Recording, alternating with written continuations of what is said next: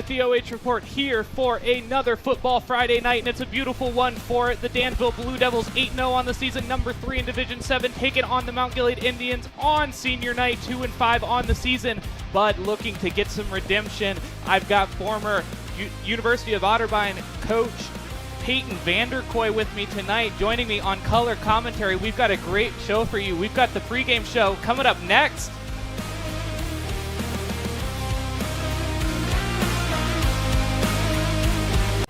Are you ready for the comeback? Man, I wish I was out there. Let's unretire. Why not?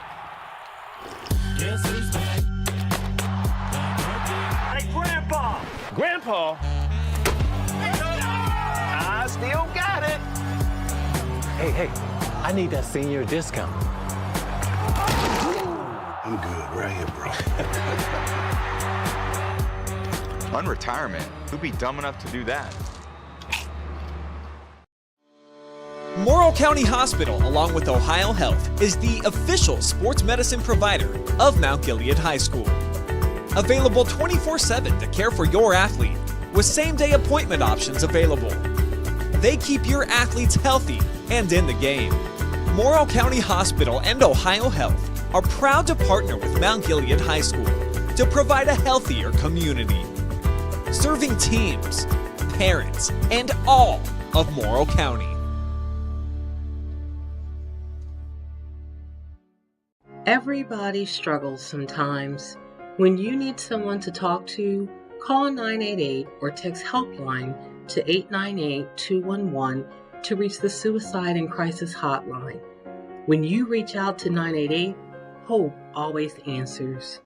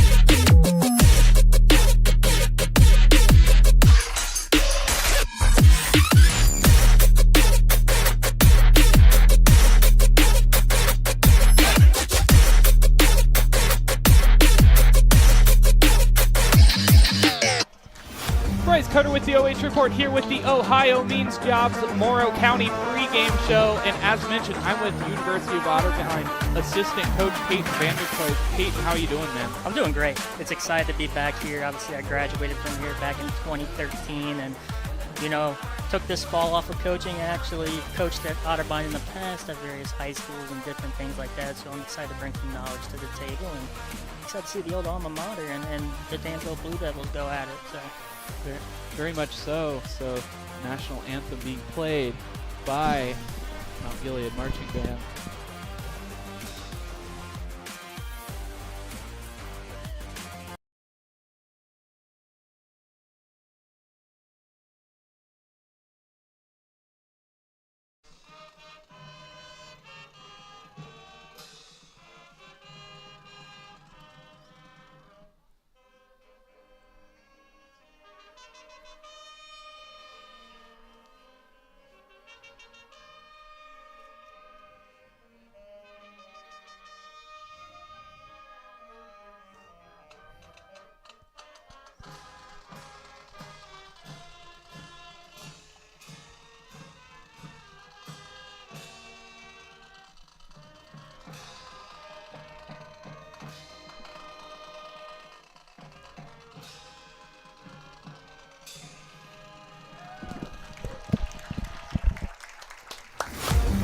Mount Gilead Marching Band, now the Ohio Means Jobs Morrow County pregame show.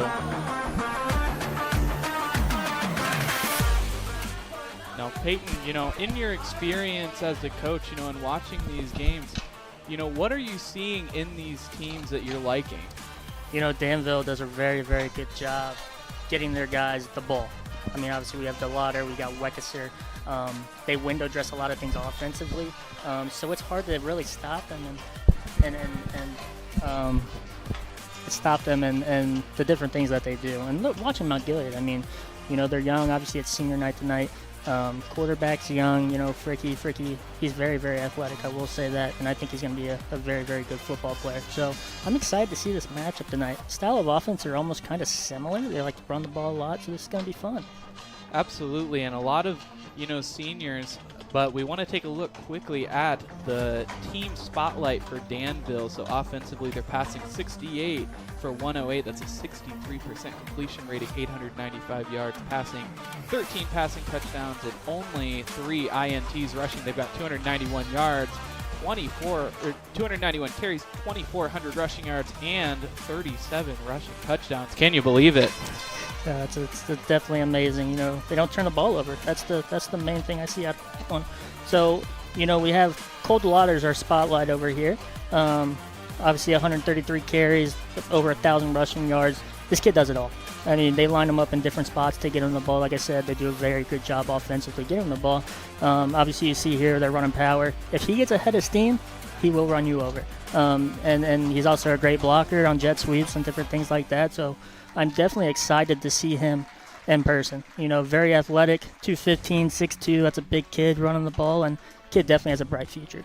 And even outside of running the football, I mean, his blocking game, it's just so mean. It's like this team puts him in positions to be tough because that's what he is, a tough kid. That's you're exactly right. This team's tough. And I mean, he's the focal point of it, and he runs hard. And, man, like I said, excited to see this live tonight. Now let's take a look at Coach Vanderkooi's keys to victory for the Blue Devils. So, watching previous games, they need to clean it up. And what I mean by that is penalty-wise. They don't turn the ball over a lot, but they hurt themselves with holding penalties, false start penalties to start their drives off. And, they get away with it sometimes. Once you get into the playoffs, you're going to have to clean that up, be a little more disciplined on that. And tonight, I think you involve others. Obviously, you have Delaughder, you have Weckesser, who put up about 90% of their yards. And I think this is the perfect night to get others involved to gain a little confidence. Because once you get down the line in the playoffs, teams are going to try to stop those two. And it's nice to see that you have somebody, at least with some confidence, to be able to get them the ball and maybe rely on them way down the playoff line. So trying to develop other assets getting later into this season. Yeah. All right, now let's take a look at Mount Gilead's team spotlight so far this year. They're passing 55 for 117 to 47%. Completion rating, 722 passing yards with 2 passing touchdowns and 7 INTs rushing. They've got 299 rushes, 1,435 rushing yards, and 10 rushing touchdowns. Now let's take a look at the player spotlight for Mount Gilead, and it's going to be everyone in the senior class for the Mount Gilead football team. That's Logan High, Gavin Stubar, Mason Barnum, Gabe Simpson, Hunter Mimer, Brian Sayers, Hayden Kryn, and Mitchell Sayers. They led Mount Gilead to their first playoff berth in 2022 last season. Talking to Coach Reed, he said, not necessarily the season that they want, but they still put the work in. They were the ones doing the two-a-days. They were the ones putting in what it takes to win. Fortunately, it didn't pan out for them this year, but these are skills that they're going to be able to take with them their entire life, correct? Oh, absolutely. And, there's nothing like playing with kids you grew up with through youth football, through everything like that. And, be able to, especially on senior night, if they were to get a victory tonight, how happy they would be to have that would be amazing. So, like I said, first time in Mount Gilead history playoffs. That is absolutely amazing, and first winning season last year since 2003, I think. So they've definitely took this program to new heights.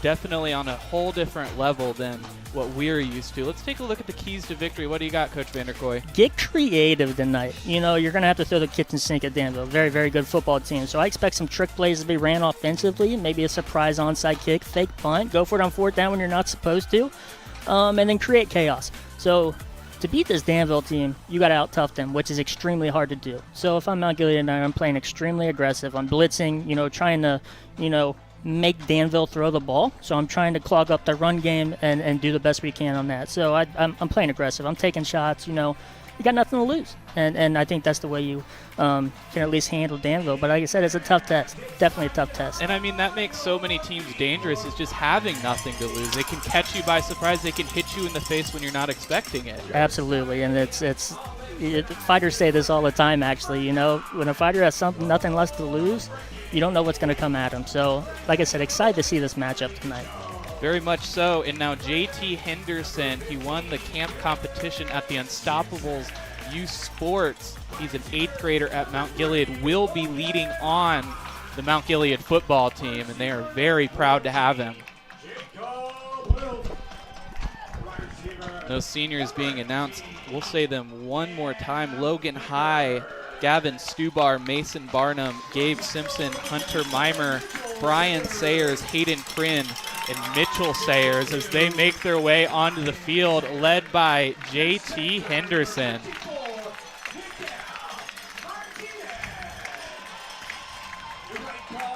And through the banner they go.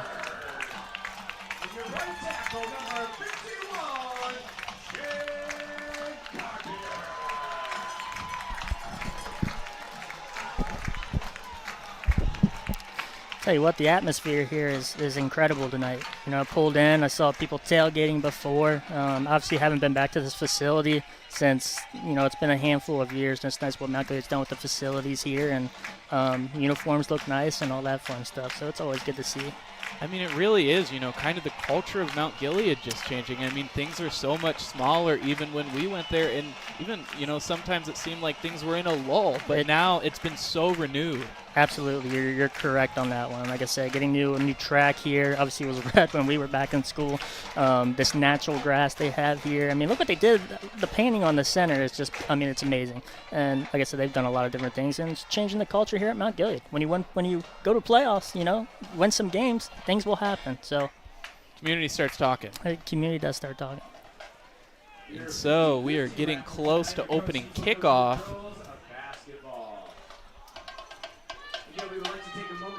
Mount Gilead taking the field.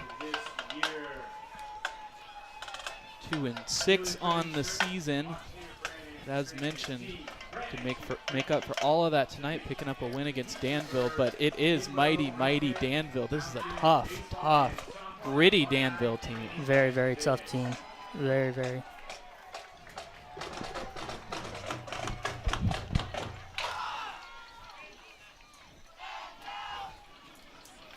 We are getting ready to get underway.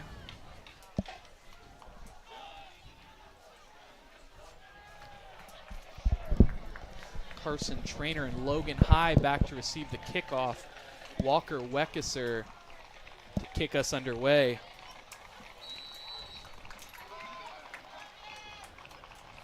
First kick is up. Received by Trainer. Trainer runs through the middle, holds up, running behind those blockers, finally gets wrapped up and taken down right around the 27-yard line. That's where Mount Gilead will begin on their own 27. Let's take a look at the starters for Mount Gilead. Cole Fricke, Elliott Jones, Gabe Simpson, Logan High, Jacob Wilt, Cam Vickers, Mitchell Sayers, Brian Sayers, Miguel Martinez, Hayden Kryn, and Shane Carpenter.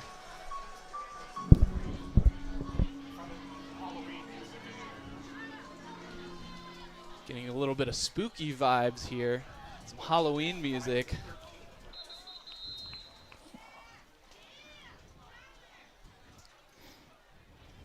It's like Danville's coming out to a bear front. Outside linebackers walked up. 3 down linemen. And Fricke with the snap. Oh, a little counter. And he's making his way all the way down the field. He sees daylight. Let's see if he's able to outrun the defender. Makes contact. Beautiful Brought play. down right around the 19, crossing into the Danville red zone. And that's the punch in the face we were talking about earlier. This could be momentum. That was a great play call right there. Looks like they ran counter, a little bit of motion to the right. A little false motion, a little counter back action. Beautiful play call. And now, on the 20-yard line, Mount Gilead threatens to do damage early in this game. Now Fricke under center. The snap. Hands it off. Wrapped up right around the line. Tried to run trap there. So trap, you're pulling the guard, trying to knock out the nose tackle. No push up front by the Mount Gilead line. So this Danville front is legit, though, offensively and defensively. And Cam Vickers with the carry on that one. Look at the defensive starters. Walker Weckesser, Cole Delaughder, Jacob Hackman, Aiden Mickley, Briar Boshart, Caleb Lucas, Wyatt Nisley, Josh Byers Jr., Blake Colopy, Kendall Carter, and Wesley Payne. Fricke once again under center, sends Trainer in motion, hands it off, and nothing in the middle once again. Cam Vickers with the attempted carry, but that looks like it's going to be a loss. Tried to run the same play they did play one. Again, pulling guard, missed his kick-out block, and like I said, this Danville defensive line is tough, man. So back at that 20-yard line, threatening to cross into the red zone, 3rd and 10. Mount Gilead just trying to get some positive yardage. It looks like they do have a really great kicker in Oppo Magistri.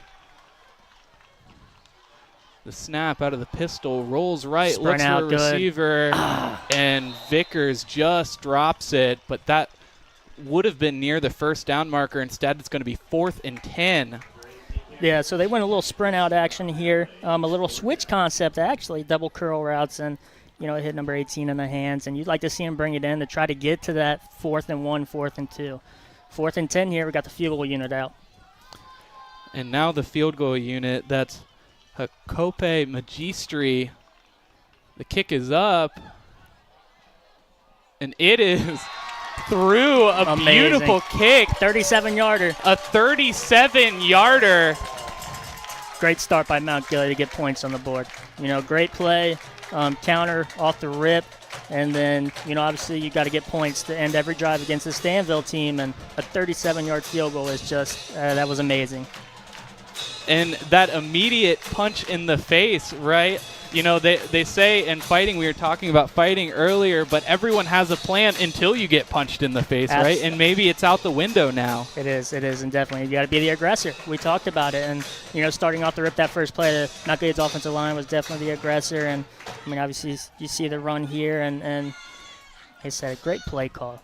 Great game plan set up. Now let's see what Mount Gilead can do defensively to try to stop this Danville offense. And so now, unfamiliar predicament for Danville being behind in this game, but I'm sure we will see some life out of this offense for the Blue Devils. Yeah, good point. It could potentially be the first time all year, but now received right around the 15-yard line.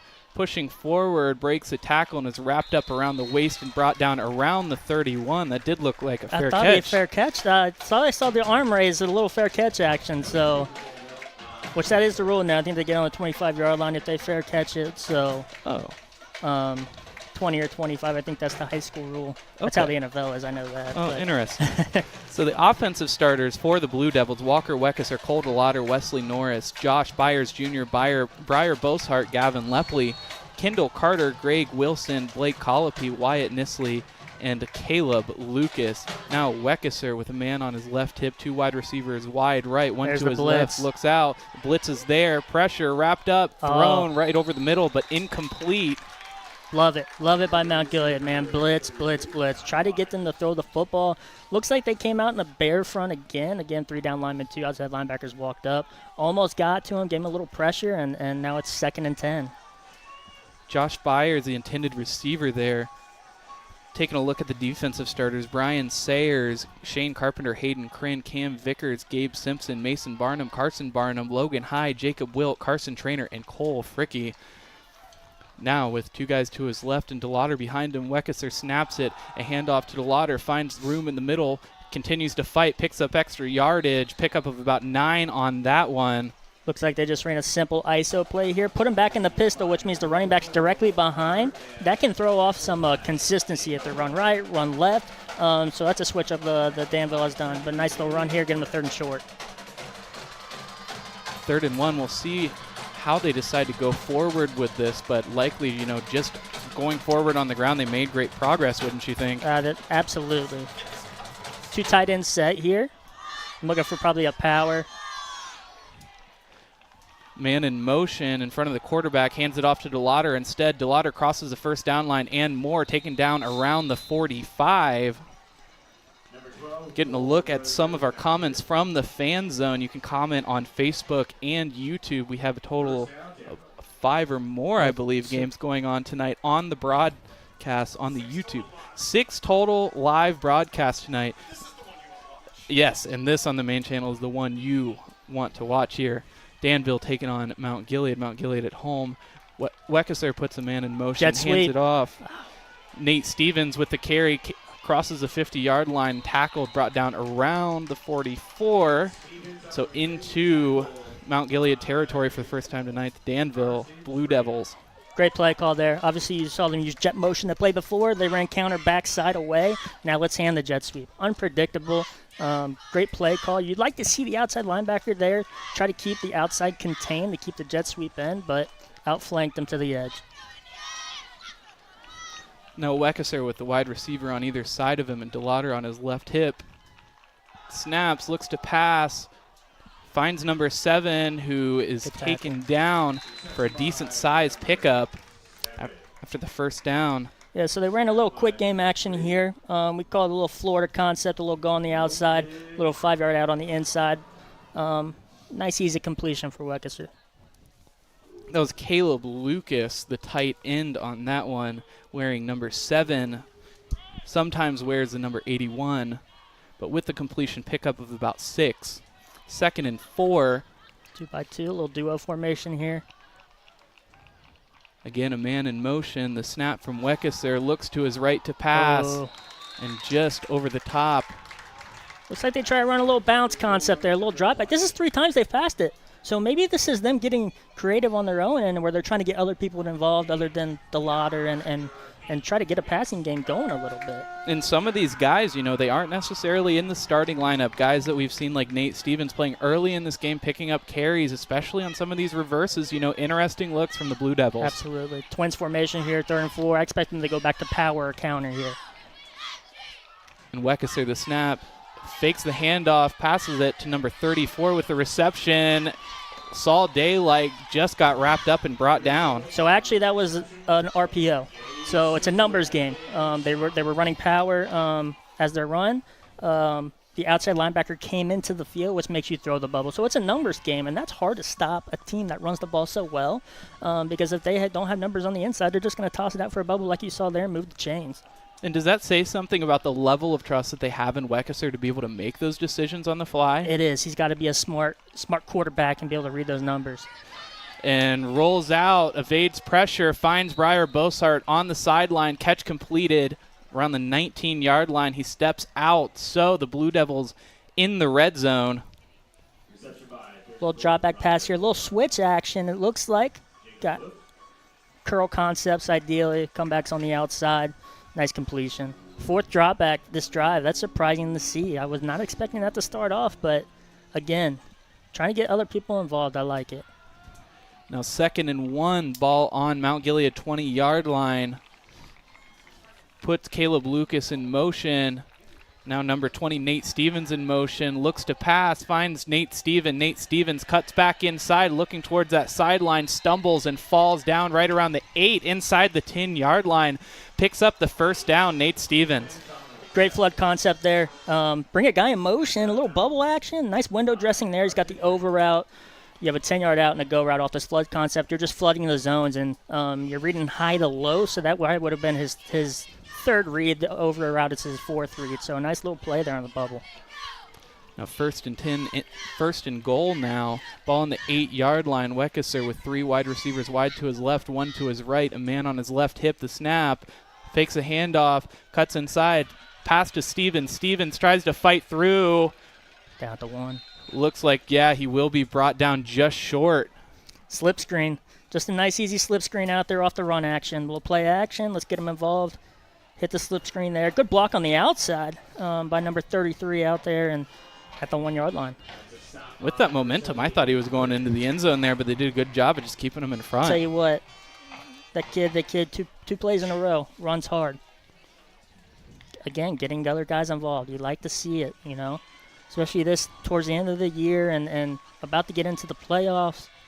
After the big pickup, they sub Stevens out. So here it comes. Look. This is going to be fullback dive. Wekesser under center. The snap, the handoff, and hit right at the middle of that scrum. We'll see what they decide to rule it. The referee's saying that he's ruled down. So, you know, during my pregame, whenever they get in this formation, they run a little dive action here. Now, get ready for them to throw a little toss off of that. Josh Byers, number 33, the runner on that. And at 6'2", 205 pounds, likely just looking to push those linebackers over. They are. It's kind of like it's almost like the QB sneak where you get pushed in the back a little bit, but I expect power here, counter. Now Wekesser puts Lucas in motion, 2 wide receivers to his left. The snap, Delaughder takes it, stays up, looks to push forward, and it looks like he will be stopped just short on the 1-yard line. I'll tell you what, this is a big play here. Mount Gilead can get a stop. Looks like they go covered 0. Wedge block everything down low. So all the O-linemen are going in. They're just trying to get right down the pipe there. A little dive play with Delaughder, and he gets stuffed at the line. I'll tell you what, Mount Gilead's D-line is actually holding their own right there against this tough Danville offensive line. And on senior night, 3 of those offensive linemen are seniors and 2 juniors, so got a lot to prove. Wildcat. Quarterback outside zone. The snap, Delaughder looking to take it himself, cuts in, and he just crosses the goal line for the touchdown. Now Danville will take the lead 6-3. A little bit of contact at the end of the play. Extracurricular. So everything's been bottled up inside. I expected them to go to this, the Wildcat with the Delaughder, which they do. They actually went a little quarterback. I wouldn't call it outside zone because they pull the guard every time. It's almost quarterback outside power. So your wing and tackle are going to block down. Well, the wing blocks out. The guard's leading up for him. And perfect play when you're getting stuffed. And now Mount Gilead in the back of their minds has to now stop the outside run from Delaughder now too. So now that's a threat. So just continuing to layer on threats in this game. Absolutely. And Weckeser in the Blue Devils going for 2. Weckeser with 2 wide receivers to his right looks to pass the snap, looks over towards the goal line. Caleb Lucas catches it for the 2-point conversion, and now the Blue Devils lead 8-3. You're watching high school football live and free on the OH Report.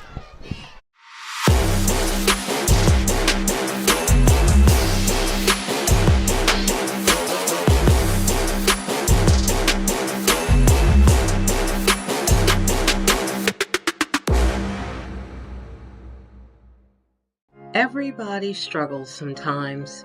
When you need someone to talk to, call 988 or text HelpLine to 898-211 to reach the Suicide and Crisis Hotline.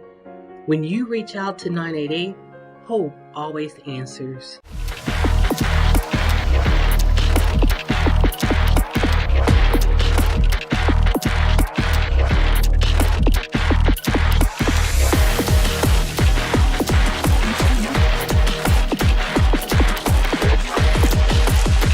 The comeback.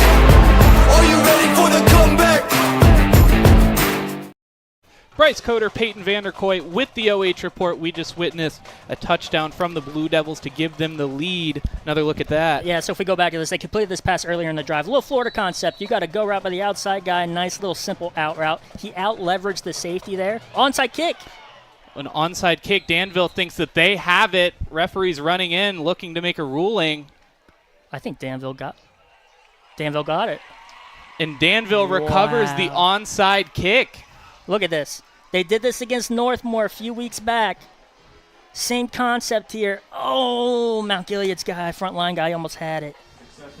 Oh, wow. I'll tell you what, that changes the momentum. You have momentum on your side, right? You give up points, you score a touchdown, get the 2-point conversion.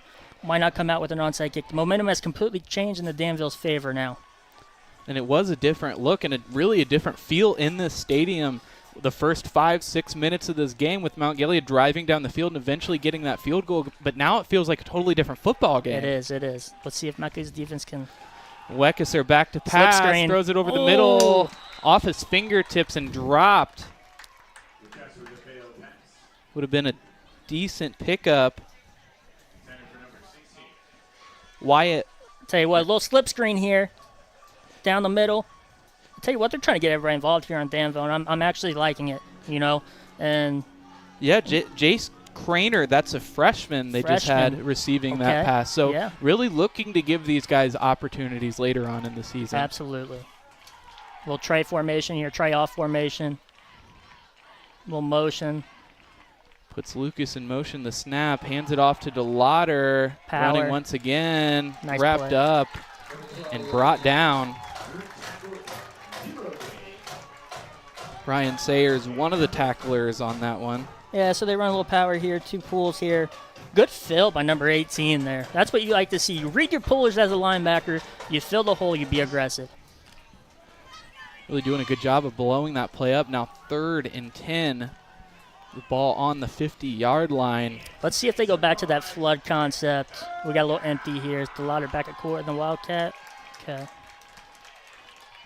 Puts Weckeser in motion. A handoff this time to Weckeser. Fakes the pass. Looks downfield. Running towards the sideline. And a little flip pass over the top. Finds him in a fumble. Looks like the Blue Devils jump on top right around the 31-yard line. There's a flag thrown out late at the end. Illegal touching. The guy's hat's off. Did he step out of bounds and then catch it?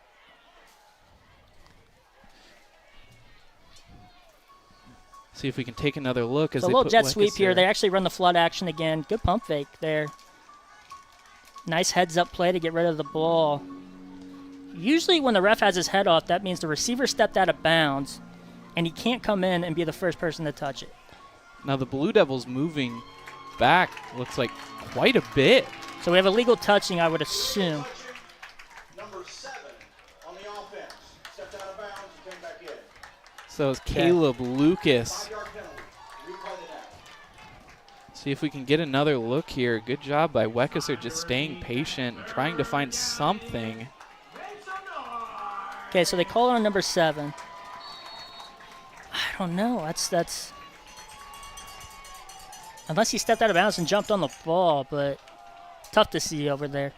With 3 wide receivers wide to his left, Weckesser puts a man in motion, looks to pass. There's pressure behind him, across his body, up in the air. Caleb Lucas, the intended receiver, just over his head. That's going to bring up 4th down, and this Mount Gilead crowd is electric over that. Yeah, that's a great stop by Mount Gilead. Danville just runs a mesh concept there. Now, this is what you don't want to see out of your quarterback. Throwing across your body, across the formation to your guy, that's not what you want. Again, Mount Gilead, onside kick they gave up, and their defense holds, you know? And now the Blue Devils looking like they're going to punt. Carson Trainer back to receive the punt. The snap. Oh! And the punt almost blocked. Maybe got a fingertip on it, and that's going to roll inside the 20, probably ruled down right around the 13 or the 12. Yeah, with a little inside pressure here, it looks like. Okay, so you see how his hands went up? You kind of want him crossed down at the kicking leg, because the odds of you going your hands all the way up to try to block the punt is hard. So you cross your hands so the ball doesn't go through it, and you attack the kicking leg off a punt. Usually aim 2 yards ahead of the punter, because that's where he's going to be when he ends his punt. So that's where you want to attack the kicking leg at. Really interesting insight, and that's really the value of having someone who's coached at the collegiate level on a crew like this, doing a great job. It's the little details, man, little details that can help change some things. And now Cole Fricke under center once again puts Trainer in motion. Looks like he's going to pitch it, but instead hands it off to Cam Vickers. Cam Vickers gains about 2 yards before he's finally brought down. Let's see if they pulled anybody here. Nah, so they're just running probably a simple power. You see some down blocks there by the O-lineman with the insert player, so you have a lead blocker. Again, Danville's D-line is tough. They've been tough all year. But a gain of 3. We talk about efficiency, okay? So on first down, you want to get 4 yards. That's called being efficient, okay? Second down, you want to get half that yardage, and that puts you at 3rd and short. You're going thirds to get it. So that puts you at, you get 4 yards, 2nd and 6, half that's 3rd and 3. If you put yourself in 3rd and 3 situations a lot, you're going to win a lot of ball games. Great insight there, and now the counter. Snap once again hands it, looks like to Cam Vickers, who slips on the grass and hits the turf. That was number 11, Elliott Jones. Let's see here. Yeah, so we got double pullers here with a kick-out block, and he just slips trying to cut. Jones's first carry of the evening. He's their usual running back, his 87th carry on the season for a total of 440 yards. I expect them to go sprint out here. Probably the play where they had the drop earlier. Now the snap. Sprint out. Rolls out to his right, reverses the field, sees daylight, gets a little bit of room, pushes forward, tackled. It's going to be from 2 different angles. A little short, it looks like. So they ran a little sprint out concept like they did earlier in the game here. The backside D lineman gives him a little fit here. You'd like to see him attack the line of scrimmage more, because I think he could have outflanked it where all his routes were. But again, Fricke's an athlete out there, and he found the cutback and got what he does. Now it's 4th and 1. This is the stuff I was talking about pregame. Is this a situation where you may take a punt? Do you go for it? Like I said, it is 8-3. It's still a very, very close ball game, but looks like they're going to send him out. Looks like they are going to go for it. Cam Vickers, the usual punter. I would go probably a hard count here. Try to get him to jump off sides. Fricke under center. Puts a man in motion. Jacob Wilt in motion. Okay, so comes up to the line. they went hard count here. Danville, very disciplined. Didn't fall for it. So let's see what Coach Reed has in store here. See if he goes for it. If he liked the look he had, on that 4th and 1, he might go for it.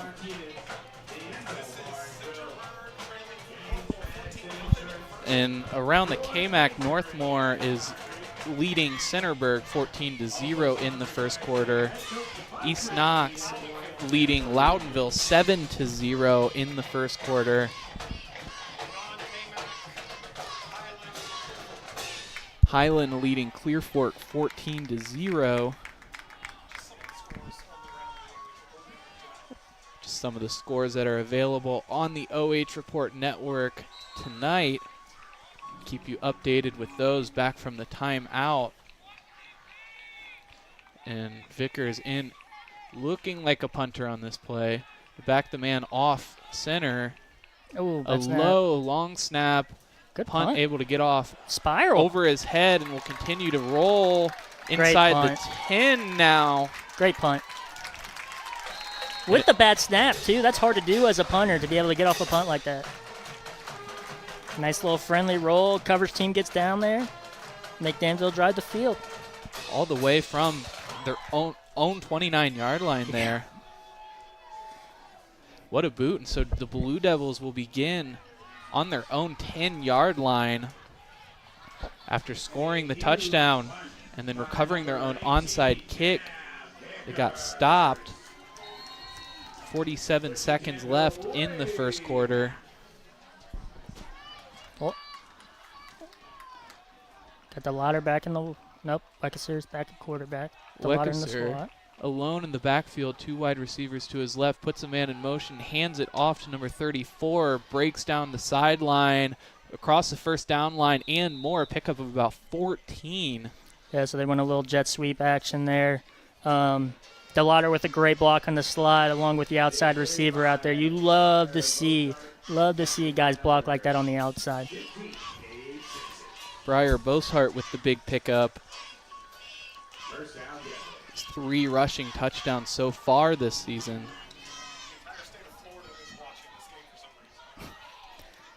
Double tight set here.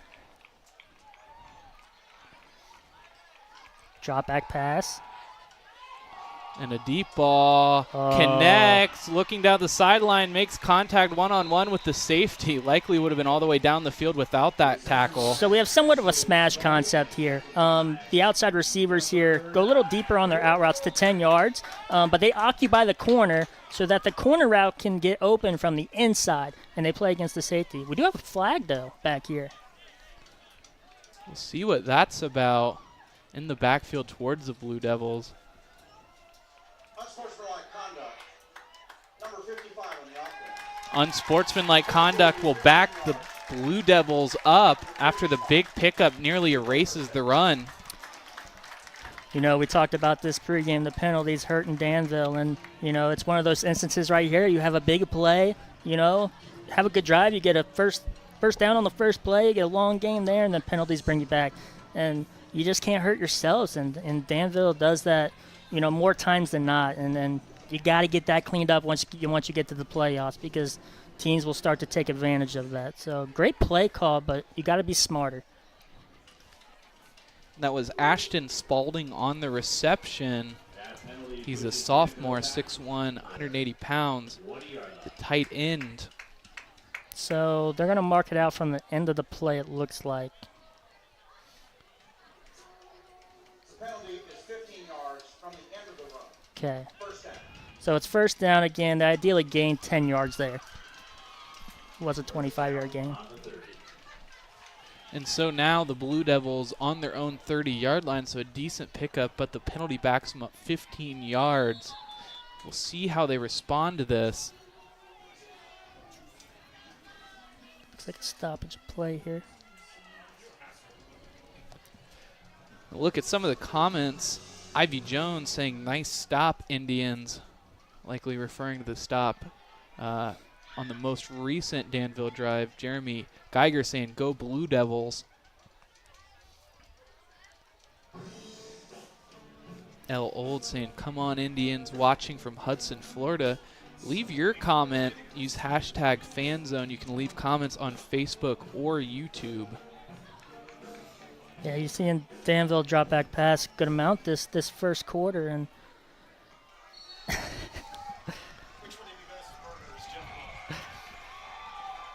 and now walk up now defensively. Twin set here. Wekesser, the snap, hands it off to Delaughder. Delaughder he's just got a head barrels of through that steam. line, and he is full steam ahead from here. We'll see what happens. Brought down by Carson Trainer. We got on the another tackle. unsportsmanlike penalty right here on number 20. Just not needed. He's trying to be physical. It's far away from the play. They'll always call that. It's just not. It's away from the play. It's not. It's tough. And I mean, 2 steps forward but 1 step back. I mean, that 1 step back still hurts, right? It 100% does. Like I said, that's going to be the second unsportsmanlike conduct penalty in a row. The kid was being physical. I do give him that, but it's so far away from the play. It's just not necessary. Great run, though, by Delaughder. You get that kid ahead of steam, man. He's fast. 215 pounds going downhill, and you give him a head start. It's tough to stop. And I mean, I'm sure as a football player, I mean, it's not instinctive to go towards the contact, but that's so characteristic of Delaughder is he just attacks, right? Absolutely. He runs hard. Great block up front. Looks like they ran power there. I'd have to check again. Yeah, so they run power here. Good lead up by the guard. And you're not going to see number 20. It's actually way back here. He's blocking number 14. And that was Nate Stevens. Another on the twin penalty. set here. Let's see if they go back to power again. Hold on. Ref killed it. He needs to blow his whistle, though. Now hearing some energy from the sidelines. We'll see what's happening. What Into the quarter. End of the quarter. So that will be the end of the first quarter. Danville Blue Devils leading the Mount Gilead Indians on Mount Gilead senior night. Come back for the second quarter. Watching high school football live and free on the OH Report.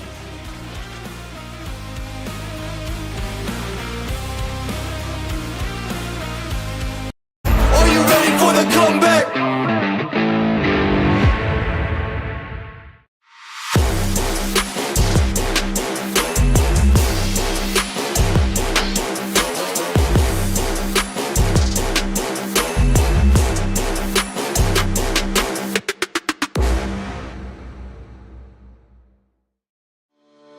Morrow County Hospital, along with Ohio Health, is the official sports medicine provider of Mount Gilead High School.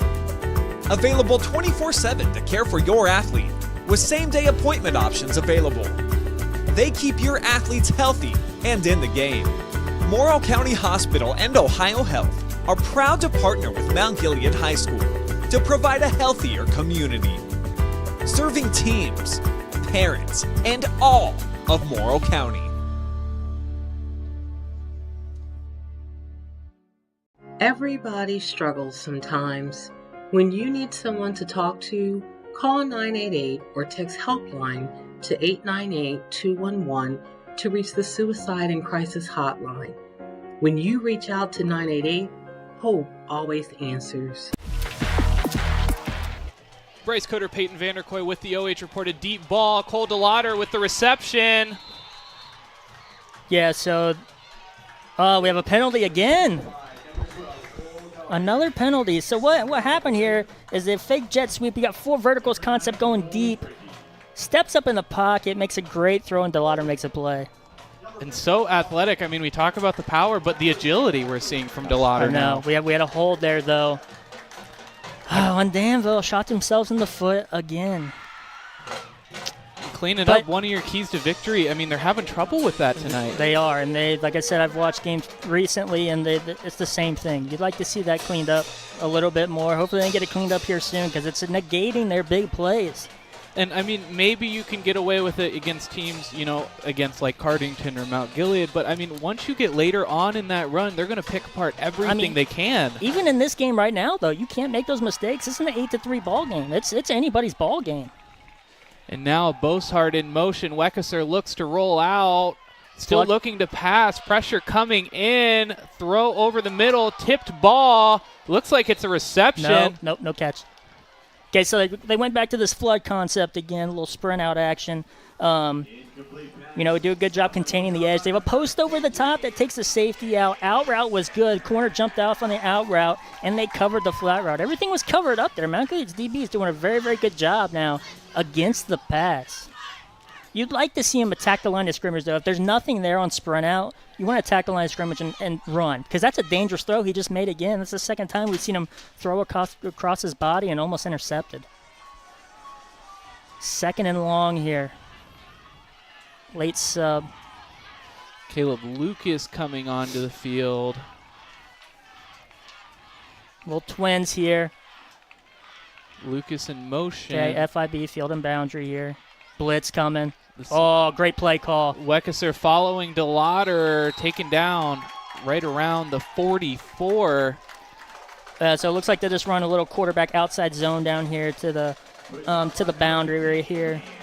Yeah, number 7 does a good job sealing the edge. You'd like to see his head on the outside, though. His guy does come over the top, end up making the play.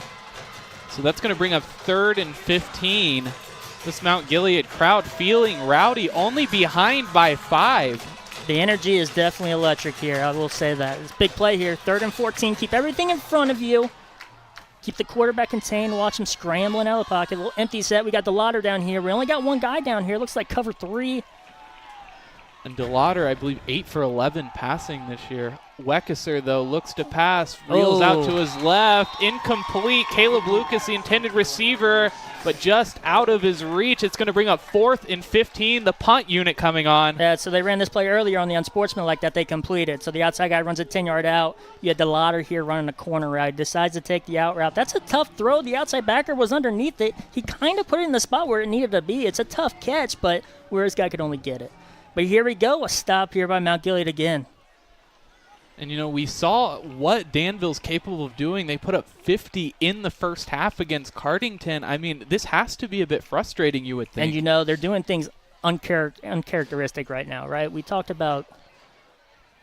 get on top of it. Muffed the punt. We got it back. Jumps right on top. So we talked earlier in the broadcast of getting other guys involved, right?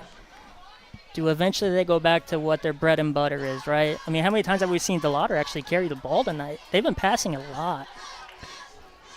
Well, I mean, as a coach, do you think that this is something that is game planning is against a team like Mount Gilead, trying to get reps for these younger guys?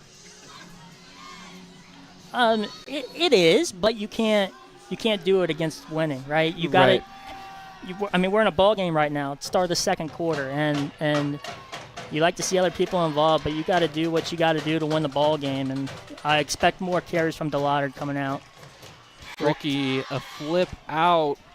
Number 13, Mason Barnum, brought down, I believe, in the backfield.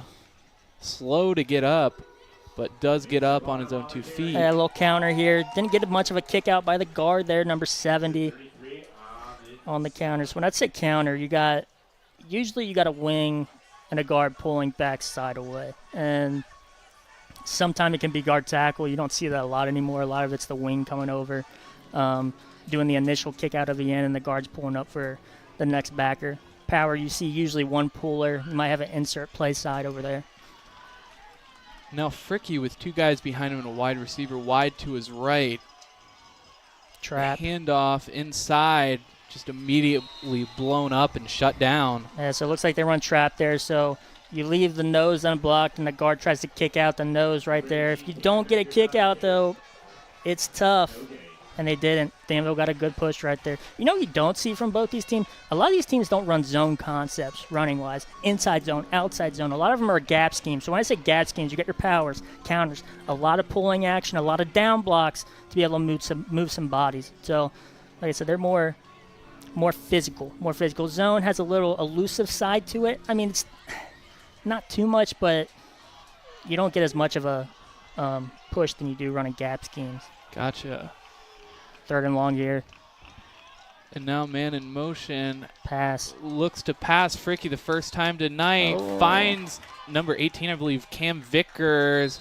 Fights his way. Pickup of about 6. that is Cam Vickers.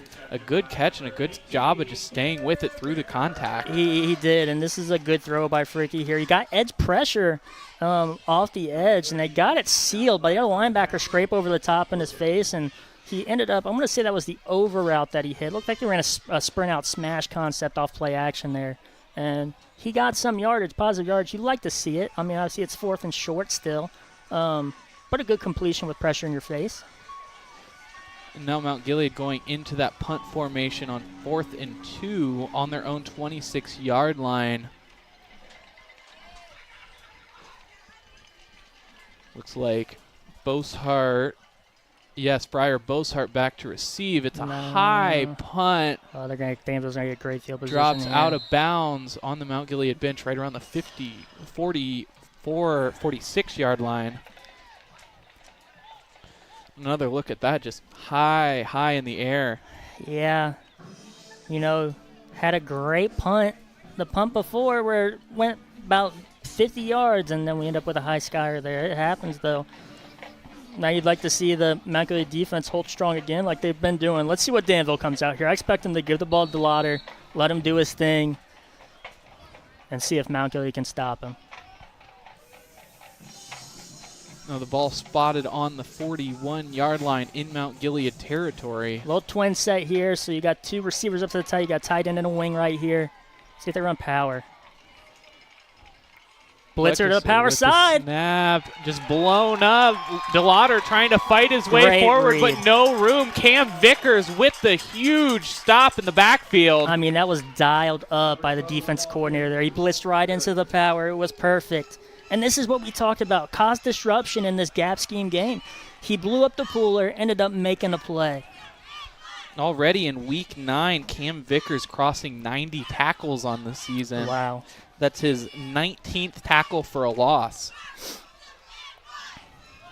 Twins here again. Let's see what they do here. Lucas in motion. Weckesser.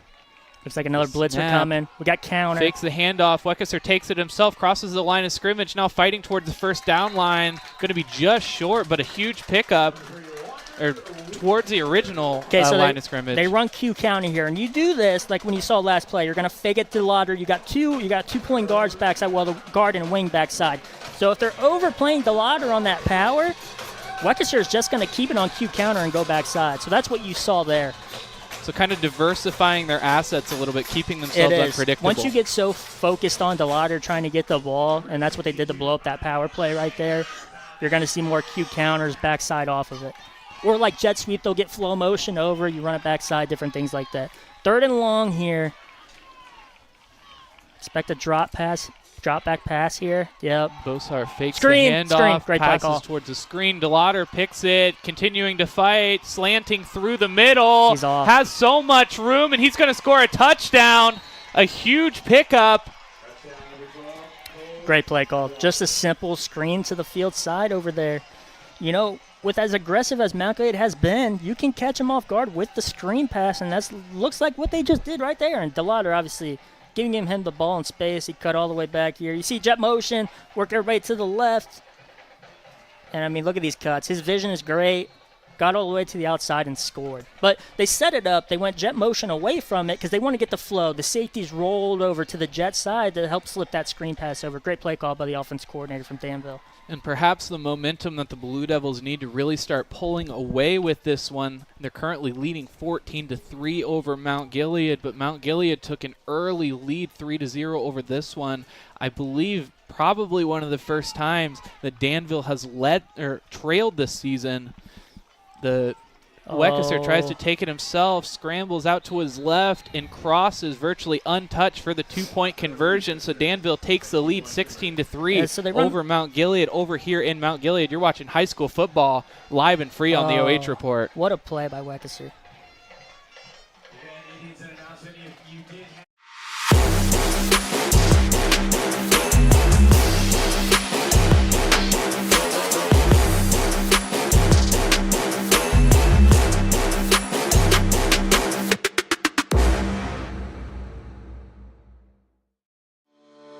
Morrow County Hospital, along with Ohio Health, is the official sports medicine provider of Mount Gilead High School. Available 24/7 to care for your athlete, with same-day appointment options available. They keep your athletes healthy and in the game. Morrow County Hospital and Ohio Health are proud to partner with Mount Gilead High School to provide a healthier community, serving teams, parents, and all of Morrow County. Bryce, Coder, Payton, Vanderkooi with the OH report. Danville taking the lead 16-3 over Mount Gilead on Mount Gilead senior night. Payton, what are you thinking so far? Great score by Danville. Great play call right there. Get the momentum back right there. Let's see if defensively they get another stop and put another score on the board. And now recovered by Trainer. Get upfield. Trainer juking through, but eventually brought down right around the 35. I definitely like the fight Mount Gilead has had, and you know, I mean, it's 16-3 right now, and a couple mistakes here and there by Mount Gilead, but they're fighting, man, and that's what you expect on senior night. You expect everybody to do their job, you know, give a little bit more effort for those seniors and go from there. So this is going to be a huge possession for Mount Gilead. We got to get points on the board. No matter if it's a field goal, obviously you'd like a touchdown, but you got to get something going offensively here. With 7 minutes to go, you know, they have the time to be able to do that. We'll see how they work with Shotgun this. here, so the first time going shotgun tonight. Let's see if they, you never like to see that out of a change of possession. And a quick timeout. You never, that's tough. You know, change of possession, you got everything. You're in the huddle already, sending your team out, and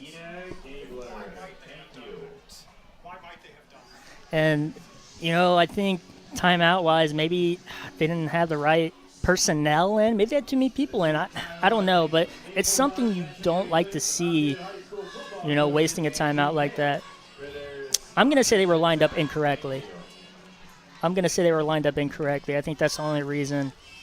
And, I mean, some of those football intricacies in the rules, like what makes an eligible receiver an ineligible receiver, I mean, that can get really challenging trying to call plays on the fly like that. It can. It can. And I'm going to say they were lined up incorrectly for the play they had, and instead of them wasting a play, you're going to burn a timeout. So on the plus side, you don't want to waste the play because you don't want to get a negative play on the drive or a no gain. So you want to make sure that you have everybody lined up, knowing what they're doing. So you kill a timeout, and it is what it is. We move on from it. We get everybody back together, and we start the drive off here. Mount Gilead with one timeout remaining, back to the line of scrimmage, ready to play once again. Fricke out of that shotgun, wide receiver wide so we got to a his bear right. set. The handoff inside, quick off the line. Good run. And a pickup on the first down. Let's see what they ran here. I want to say it was power. I can't see the point guard there, but a nice hard run there by the running back, the way to move the chains. So that's why you call a timeout right there. You get everybody in position, play worked out, and now here we are. Let's put some points on the board. Elliott Jones with the 10-yard pickup. Same formation it looks like here. The snap from Fricke. Looks like the once same again, play. The handoff to Elliott Jones. Okay. Oh, we got a penalty. Pickup of about 3. On the far side, it looks like.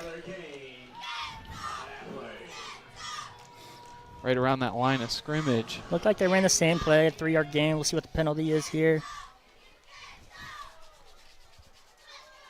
Yeah, so it's kind of an ISO look here. Ooh. Wow. Another bad play by Danville, penalty-wise, to put Mount Gilead in great position here. And to move them up 15 yards once again. They're starting to breathe down the neck of that red zone as they cross into the Blue Devil territory. They are. So that last play, they ran an ISO. They have an insert. Looked like they had number 15 or 18 there. He inserts, takes out the backer, gets a nice little positive gain here. See if we can get some momentum, Mount Gilead here. Put some points on the board. Good hard run, about 3 yards. And, you know, as a coach, I mean, you know, sometimes you may want to see how your guys kind of navigate through this adversity, right? You know, even perfect teams, they need sort of a heat check to really kind of dial in what they're up to. What do you think? You know, I agree. And I mean, if you're looking at Danville's side of the ball here, you don't want to see penalties, though, because that's a little undisciplined, and it hurts the drives. And, I mean, I'm sure Coach Bloom at halftime is going to have a good halftime speech for his guys to get them in check, because they're giving up big plays pass here. Great job by the end. Fricke looks to pass, rolling out, all kinds of pressure. Linebacker coming in, Bosart with a huge hit right there at the end of that play. Wrapped up by 3 guys, but pickup of a small gain. Yeah, so number 7 does a great job setting the edge there. If you have somebody that can set the edge and affect the sprint out or play action pass, then, yep, Keegan Moore over there, it can blow up everything, and it did right there. Now we're at 3rd and 7, though. The positive thing is you don't want negative plays. And Mount Gilead's here. I mean, it's 3rd and 7. It's 3rd and manageable. Now to the shotgun now. Fricke. Looks like we got snap. Zone Looks up to coverage, his right, out. rolling out for the pass. Pressure there. Nice finds ball. Carson Good Trainer catch. on the completion. Ball's down right around the 25-yard line, but not before picking up that first down.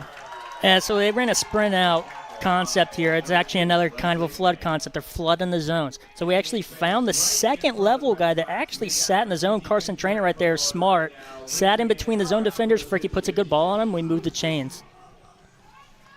And so now, you know, we didn't see much of that passing game at all during the first quarter at all. Now Mount Gilead really starting to break it out. And now the snap, a handoff to Vickers. Vickers runs right into the back of his blocker and gets wrapped up and brought down. Oh, he's still going. Still trying to fight. Hey. Looks like there might have been a fumble. Danville trying to jump on top of it. We'll see what the referees say. The white cap blew it dead. Said he was down. Oh, and perhaps another early whistle strikes again. Efficient play, though. You got about 4 yards on that. You like to see yourself in 2nd and 6 now, 2nd and 7. So let's see if Mount Gilead can at least get half of it right here. Also, paying attention to the clock right here, right? You have 3 minutes left. You know, do you want Danville to get the ball back? Probably not. And I think that's in the minds right here. Now, obviously, you got to score. So you're not going to sit here and try to kill time off the clock. But in these huddles, you might wait a little bit to get a play call in or different things like that. So we'll see what Mount Gilead dials up here. Back to the line of scrimmage. Fricke under center. Puts Trainer in motion. The snap. Wing counter. Owen just pummeled right there at that line of scrimmage and brought down maybe a small pickup, but it will bring up 3rd down all the same. 3rd and manageable, though. 3rd and 5, 3rd and 6. This is 4-down territory probably, or they could kick a field goal. I mean, we did see their field goal kicker kick a 37-yarder, so it's definitely possible. You'd like to get a touchdown, though. So let's see what they dial up here. Let's see if maybe they run the ball and see if they can get close to 4th and short and try to go for it. I'm going to say they might go sprint out here, but Danville's doing a good job on the sprint out stuff, setting the edge. This linebacker, Delaughder's coming off the edge here, okay? And the fake pass, Get Fricke downhill. takes it himself, crosses that line of scrimmage, continues to fight. Got it. Close to the first down marker. We'll see what they do. And they do rule it a first down, I believe. So Delaughder comes off the edge here. Does a great job picking it up, the running back does, but Danville's doing a good job predicting where the sprint out's going to be. So that's tough when they're blitzing to that running back side for the sprint out. Now we might just have to go drop back pass instead of sprint out or try to hide it a little bit because they're just bringing that blitz off the edge. The quarterback can't see his route, so that's why he continues to cut backside off of that. Now another look, wide receiver wide to his left, hands it off to Elliott Jones. Elliott Jones trying to fight maybe a loss of 1 or no gain. All right, so now we got 1:30 here. I'm not letting Danville get the ball back.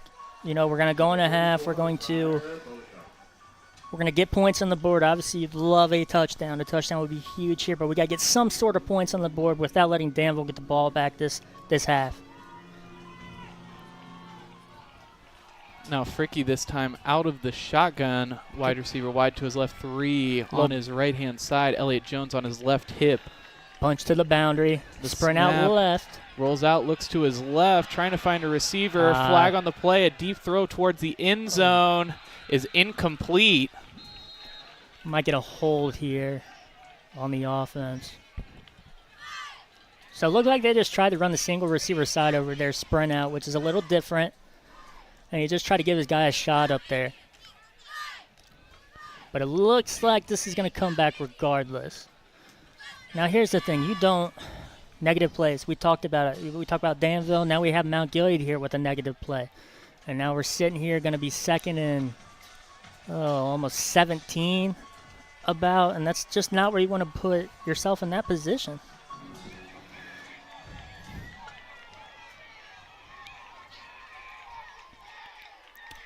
Two safeties high here. Expecting the pass. Maybe a little cover 2 action, it looks like. Yeah, it looks like cover 2 leverage on the outside. So a hold called on the play.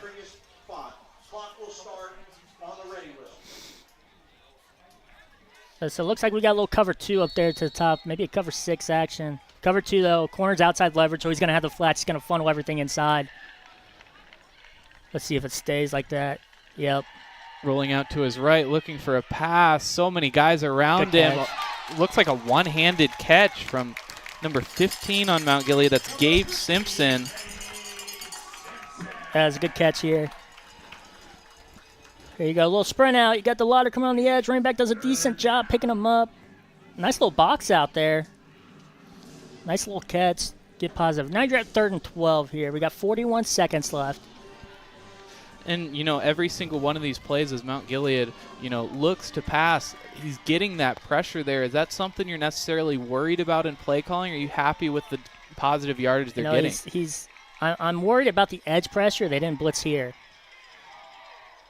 It's tough. Pass towards the sideline over his head. It's out of bounds. It's to his non-throwing side, which is hard for a quarterback to get his shoulders turned, especially getting pressure, like you just said. When he gets pressure, he's not able to turn his shoulders, really.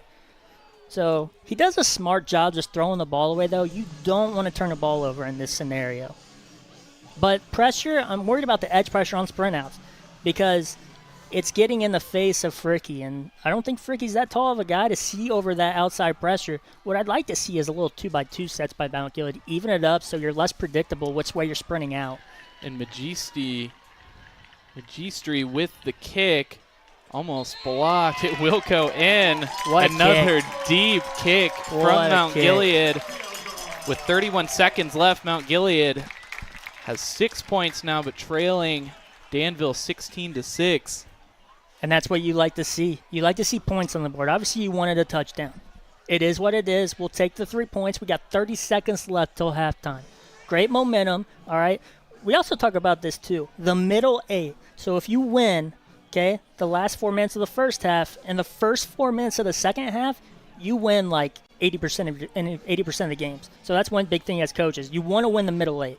And I don't know how much time Danville scored within 4 minutes there, but if you win that middle 8, get momentum going into halftime, come out of halftime with that momentum, score, win that 4, put yourself in good position right there. So talk about winning the middle 8. Great to put points on the board there. And you know, all season long, the Blue Devils have really been firing on all cylinders, having a ton of success, and we're still seeing some of that tonight. Where do you think they're executing best against this Mount Gilead team? I mean, they have big plays. I mean, we've seen them complete big passes. We've seen long gains on runs. I don't think it's anything play calling. I think it's more of just them shooting themselves in the face with penalties. Like, that is it.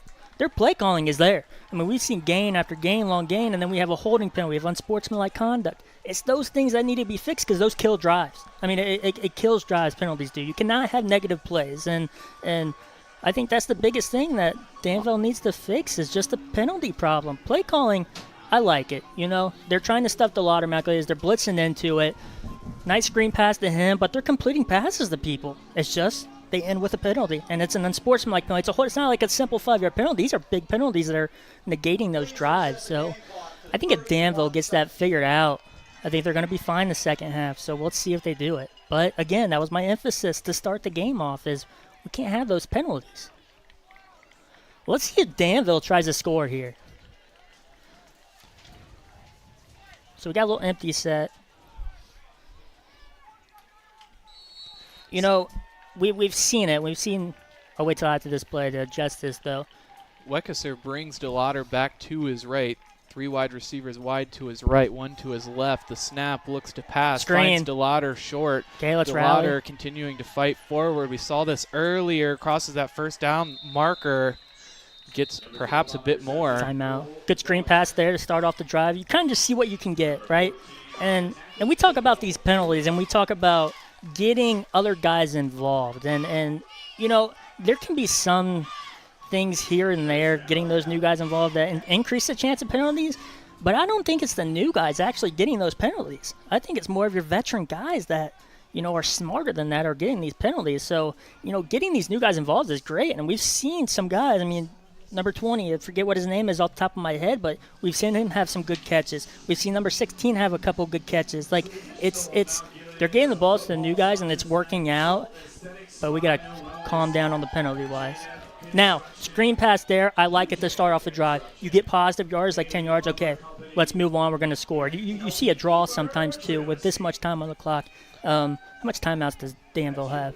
22 seconds. How many timeouts do they have? 2. They have 2 timeouts left, 22 seconds. You know, that's a good amount of time to put themselves in a position, and we'll see what they do here. Puts Boshart in motion. Now with 3 wide receivers on his right, 1 to his left. Delaughder on his right hip, snaps, looks to pass. And a hard throw across the middle. Nate Stevens gets absolutely speared. That was a good hit. Carson Trainer knocking that one up. So they just ran an over concept, okay? What I mean by over concept is this guy runs a shallow route, the first guy, number 3. Number 2 runs the 10-yard over, which he throws to. The outside guy runs a post over the top. Tried to thread the needle there. Went through his hands. You'd still like to see him catch it. He's going to take a shot no matter what, and you'd like to see him come down with it, but all in all, incomplete pass. Here we are with 17 seconds. Now, I don't know how crazy I'm getting as a play caller right now, since we've only scored 16 points, and you know, you don't want anything dumb. You don't want to turn the ball over and try to get Mount Gilead the ball back here, because their kicker can kick, man. Boshart once again in motion. The snap. We looks got a out wheel to his out. right. A deep ball towards the sideline to Boshart. Looks like Right. it's intercepted by Good Mount pick. Gilead. And good play there by Mount Gilead defense guy. You know what? No harm done there. I mean, obviously the momentum off the interception is huge for Mount Gilead, but Weckeser's just trying to make a play. You see they run 4 verticals here, so they have vertical concepts that go across the field. 34 actually ran it out and up to try to sneak. The corner does a great job staying on the out and up, and corner does a great job staying on the out and up and ends up with interception. He does his job. He doesn't go with the inside switch route and stays on the out and up and makes a great play there. Great momentum by Mount Gilead going into halftime, I will say that. You get the points on the board. You get a turnover. All right, momentum. We got ourselves a ball game here. Have ourselves a ball game here. Levi Ferre on the huge interception. 8 seconds left in the half. But all the same, like you were saying, that momentum. It's big right now. A lot of momentum going into halftime. I'd just take a knee on it. I wouldn't even hand the ball off here. Fricke puts a man in motion, hands it off to Vickers. Hold on to the Vickers ball. fights, brought down, pickup of about 7. That will expire the first half. So Mount Gilead took an early lead by 3, but Danville turned it on and really picked things up, taking the lead 16-6 going into halftime. Bryce Coder and Payton Vanderkooi. We will have the halftime show and the marching bands coming up next.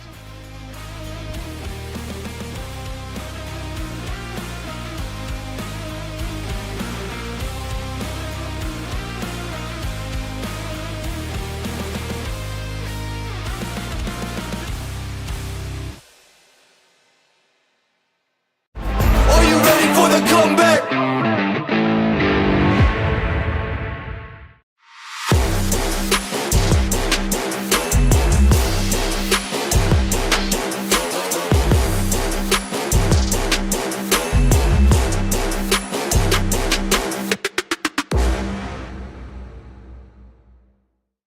Man, I wish I was out there. Let's unretire. Why not? Hey, Grandpa! Grandpa! I still got it. Hey, I need that senior discount. I'm good right here, bro. Unretirement? Who'd be dumb enough to do that? Morrow County Hospital, along with Ohio Health, is the official sports medicine provider of Mount Gilead High School. Available 24/7 to care for your athlete, with same-day appointment options available. They keep your athletes healthy and in the game. Morrow County Hospital and Ohio Health are proud to partner with Mount Gilead High School to provide a healthier community, serving teams, parents, and all of Morrow County. Everybody struggles sometimes. When you need someone to talk to, call 988 or text HelpLine to 898-211 to reach the Suicide and Crisis Hotline. When you reach out to 988, hope always answers.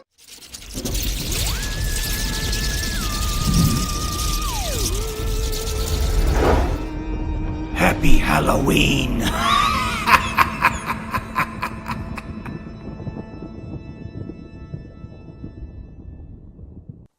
Take a look at all the action from Friday Night Football right here in North Central Ohio with great analysis, highlights, coach interviews, and so much more every single Friday night right here on the OH Report.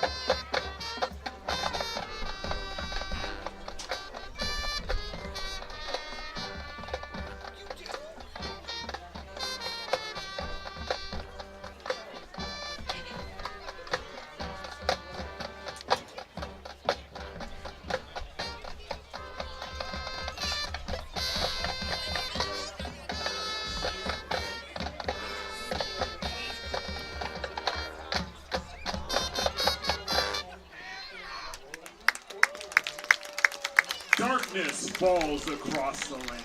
The midnight hour is close at hand. The Blue Devil Band is on the field because this is Thriller. So put your hands together for the marching Blue Devils as they jam up to Michael Jackson's Thriller!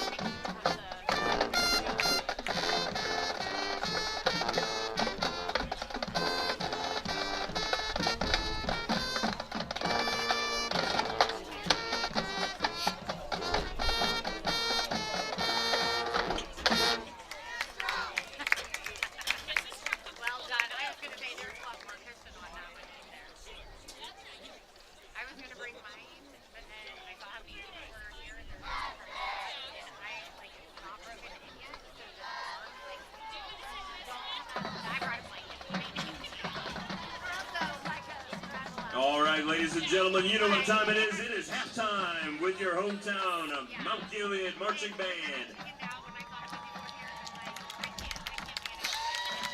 The band, as always, is under the direction of Mr. Ross Runyon and Assistant Director Abby Stepp.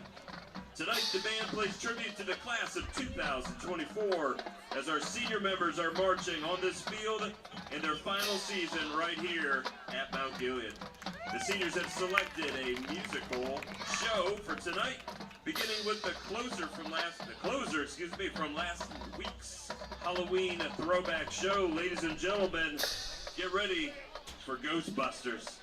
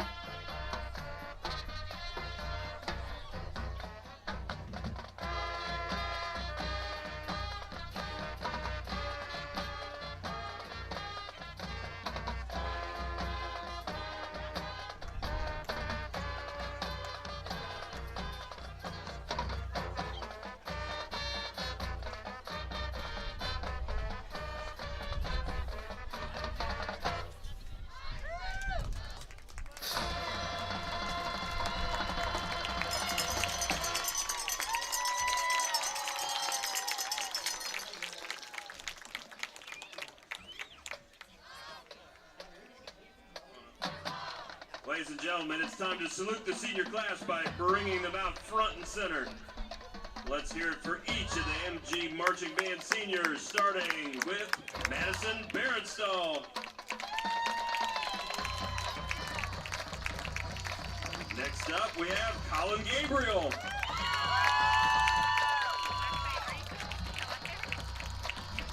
Alexa Marshall.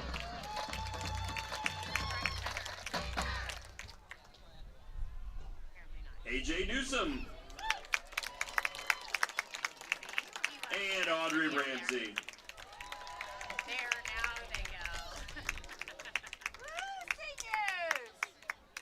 It's a special night for the seniors, but also a special night for Mount Gilead. No matter what the future holds, remember, you will always have a special place in the hearts of the students, staff, band, and community here at Mount Gilead High School.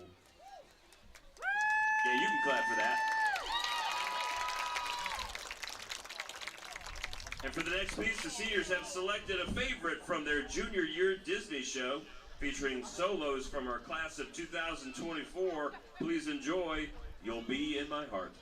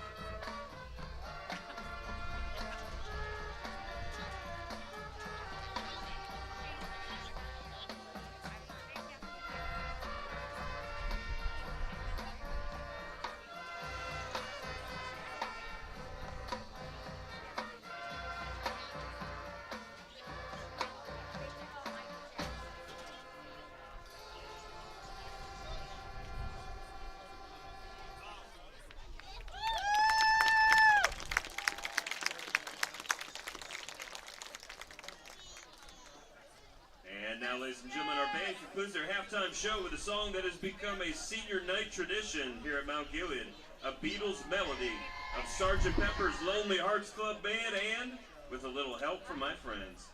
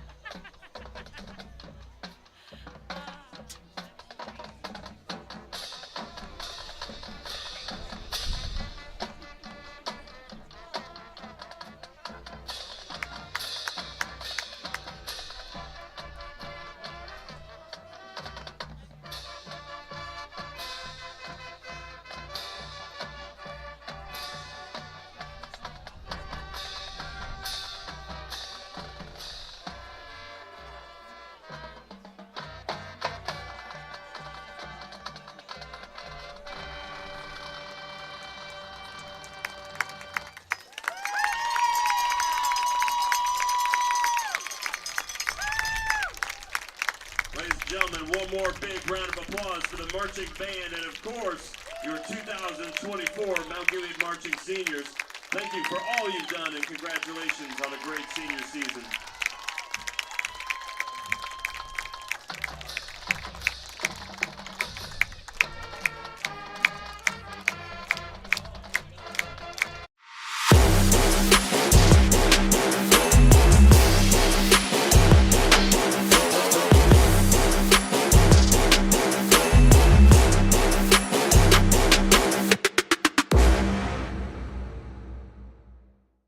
Everybody struggles sometimes.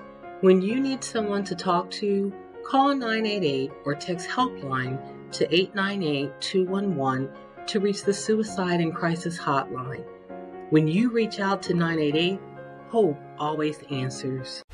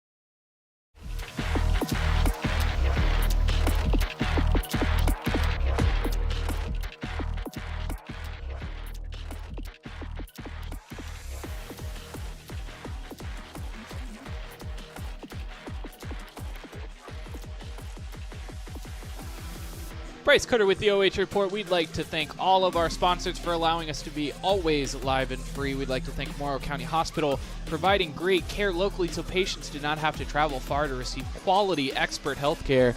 Killbuck Savings Bank, community banking. It's what we do. It's who we are every single day. Ohio Means Jobs. Morrow County. Need a current job list? Help with your resume or practice interviewing? Morrow County Ohio Means Jobs provides many services that can assist you. Stop in or give them a call at 419-946-8480. The Endzone Bar and Grill. You always score in the end zone. Home and Kitchen Supply, your one-stop shop for kitchen and bath, windows and doors since 1970. Now, our one more helpline of Delaware, Morrow counties. Are you a friend or family member struggling with depression, thoughts of suicide, or mental health concerns? HelpLine is here to listen 24 hours a day, 7 days a week. Call or text our free confidential suicide and crisis lifeline at 988 or text HelpLine to 898-211. Now time. Yeah, it's the comeback. Are you ready for the comeback? Now time for our Ohio Means Jobs Morrow County halftime show. Danville leading this one 16-6 over the Mount Gilead Indians here in Mount Gilead. Mount Gilead on their senior night tonight. You know, we've seen, you know, not necessarily the same Danville team that we've seen so far. What are you noticing here, Payton?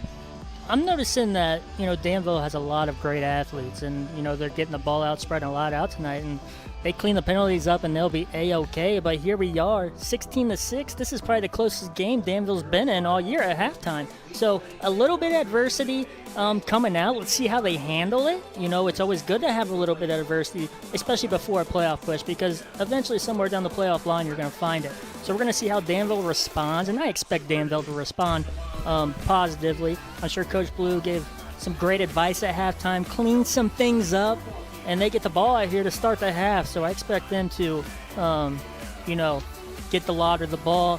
Weckesser make some nice passes and, you know, be able to put some points on the board right here. We'll take a look at some halftime stats after one half of play. Both teams with 5 first downs. Danville with 101 passing yards to Mount Gilead's 18, 55 rushing yards to Mount Gilead's 90. So 156 total yards for Danville to Mount Gilead's 108. 1 turnover for each side, and Danville the thorn in their side this game. 5 penalties, 50 total yards to Mount Gilead's 1 penalty and 10 yards. Yeah, so, I mean, obviously those penalty yards you see, those came at big plays. I mean, they're big penalties. And, you know, 5 for 50 doesn't seem like a lot, but once you have a 50-yard gain down the field and bring it back, you know, 15, 20 yards, it negates those drives. So hopefully Danville will get it fixed. I expect him to get it fixed. Abo with the big boot all the way back to the 5-yard line where it's picked up by Boshart. Boshart jukes a tackle, wrapped up and brought down around the 21-yard line. Great kickoff coverage here. Danville has a wall, but none of them touch a soul. Mount Gilead came out fired up, man. Like I said, momentum is on their side right now. And let's talk about this first 4 minutes. We talk about the middle 8, right? The last 4 minutes of the second half and the first 4 minutes here. Let's see if Danville can get the momentum on their side, because Mount Gilead stole that momentum to end the half with points on the board and the interception.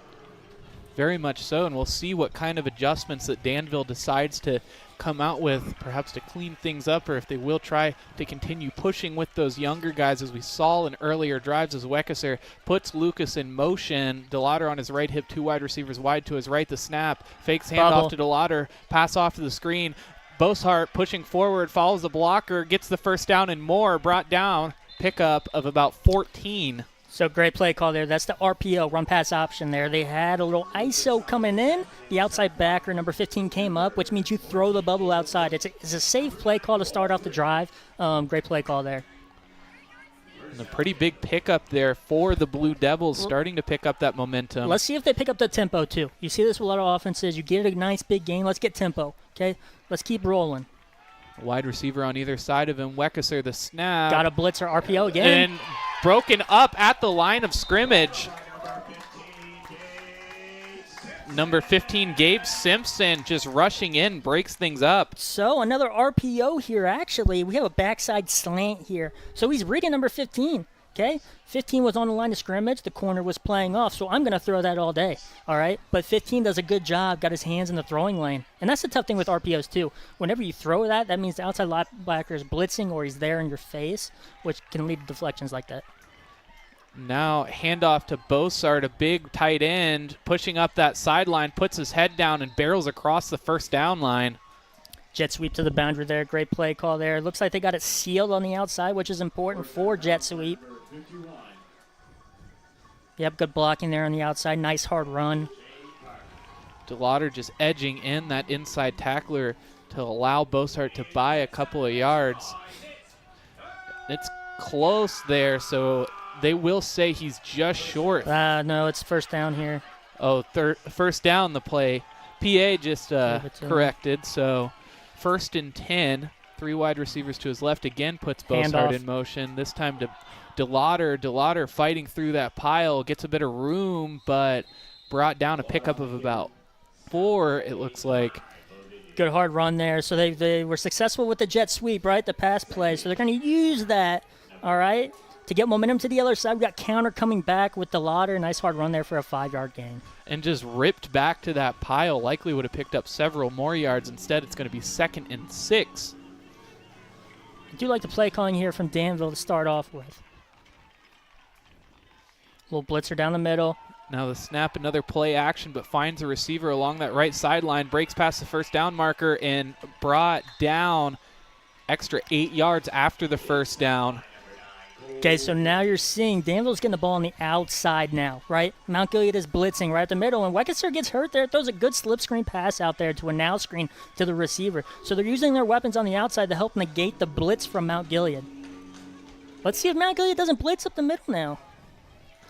Wide receivers on Here either he comes side again. of him. The Blitzer's snap, coming again. Out to pass, all the time in the world, throws across the middle, Oh, that's beautiful. finds Josh Byers, brought down a huge pickup.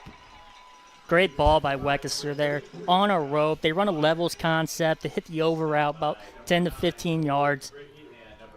See, they set up play action here. Okay, get the flow going to the left, and they bring the over route to the right. Nice throw by Weckeser. Way to stay in the pocket. Good pass protection, too, for Danville. 2 wide receivers on either side. Looks out to his left. There's pressure to Weckeser. Slips the tackler. Finds Bossart. Bossart slips the tackler, looking towards the pylon all the way into the end zone. There's a flag on the play. What's the call?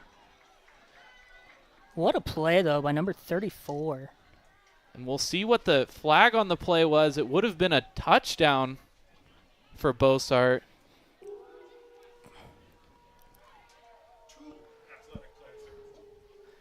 To get outside and to still make that Extremely athletic pass. play. Good stiff arm by Briar Bossart.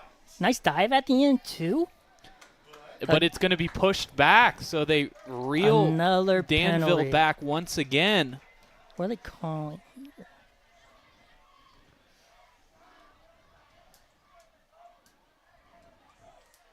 Personal foul. Face mask. So a personal foul, face mask. So they called a face mask on a stiff arm, it looked like. I believe think that's that what was. they called. I don't know if he actually grabbed a face mask, though. I mean, It looked obviously like down there they have. Contact was very, very minimal. They're on to the next play now. We'll get another replay in a second cover here, 0. but Take a matchup. pressure, slips right through a couple of defenders, makes the pass while being brought down to Nate Stevens. Nate Stevens trips into the end zone for a touchdown. So what happens here is Mount Gilead brings 0 pressure, so they got no safeties deep. All right, they go press coverage. They bring pressure. Weckeser does a great job escaping that. And number 14, the corner over there, takes his eyes off his guys and leaves them because he thinks Weckeser's going to run here. Weckeser does a great job. Good pickup by Delaughder. All right.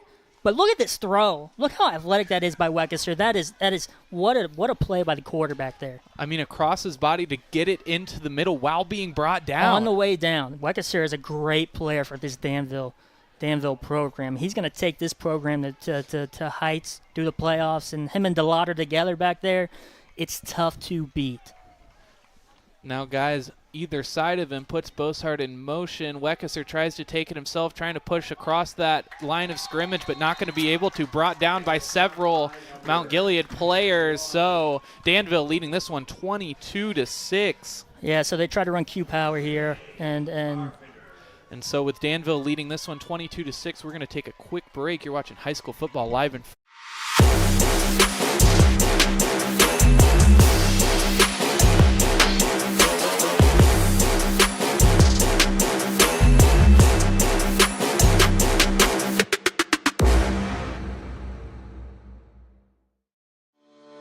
Morrow County Hospital, along with Ohio Health, is the official sports medicine provider of Mount Gilead High School.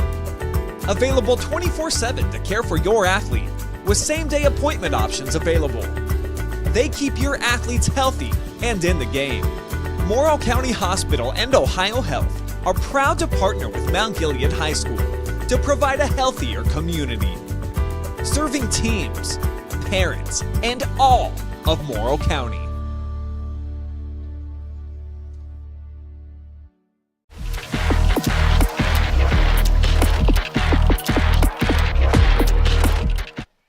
Bryce Coder, Payton, Vanderkooi with the OH report. A brief break in action as we get ready to kick things off.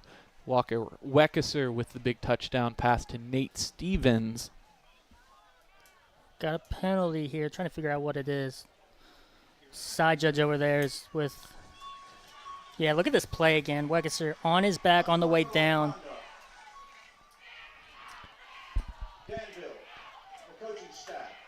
And now an unsportsmanlike conduct call against the coaching staff. That's tough to see. I mean, after all of those penalties, I mean, as a coach, you have to be frustrated. And we saw on that face mask, very minimal contact was made. Yeah, and you can see he's frustrated over there, too, with some of the calls that have been made. And, he's just trying to protect his guys, too. Maybe he thinks he sees something or the other, but when it comes down to it, we got to move past it. You got to move on to the next play. We can't go back. And again, Danville with a nice drive, which I figured they would do. It's hard to stop Weckesser and Delaughder, and Weckesser made a hell of a play there. Heck of a play, my bad.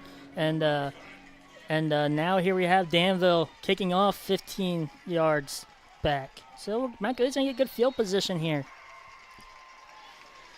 Now finally kicking things underway, received by number 14, I believe, takes things across the 40, fights towards the 45, brought down around the 43, and that's where Mount Gilead will begin, and they like this field position. Yeah, great field position there after the penalty. Man, what a drive by Danville. Came out, facing a little adversity, only up by 10, closest game of the year, and you come out and score right away. Weckesser made some great plays there that drive.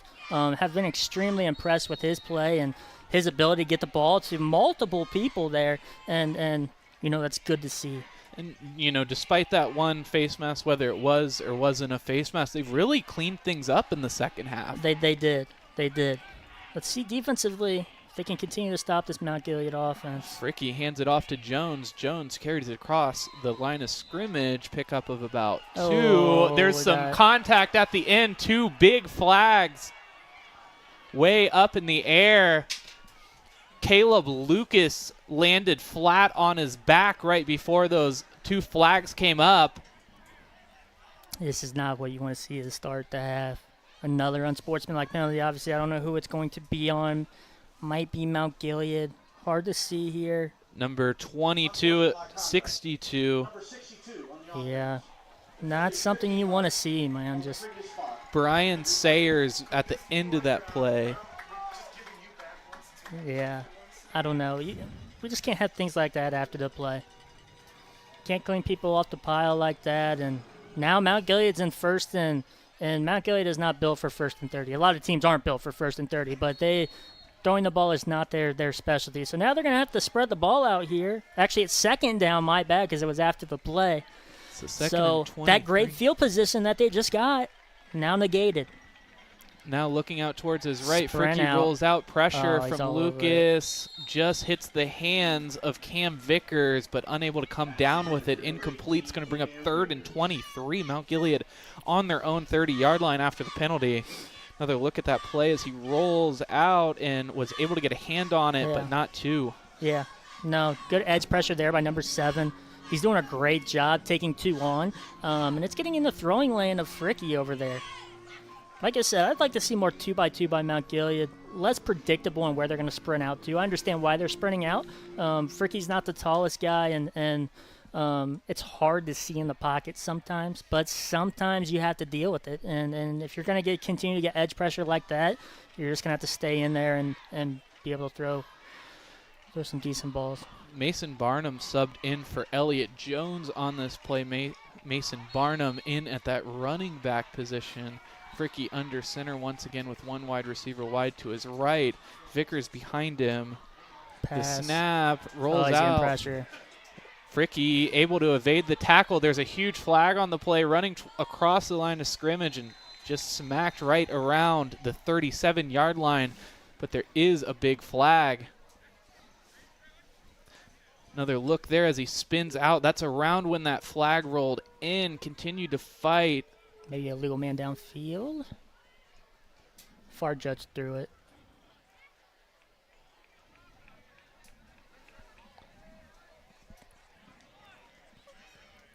Looks like it's on Mount Gilead.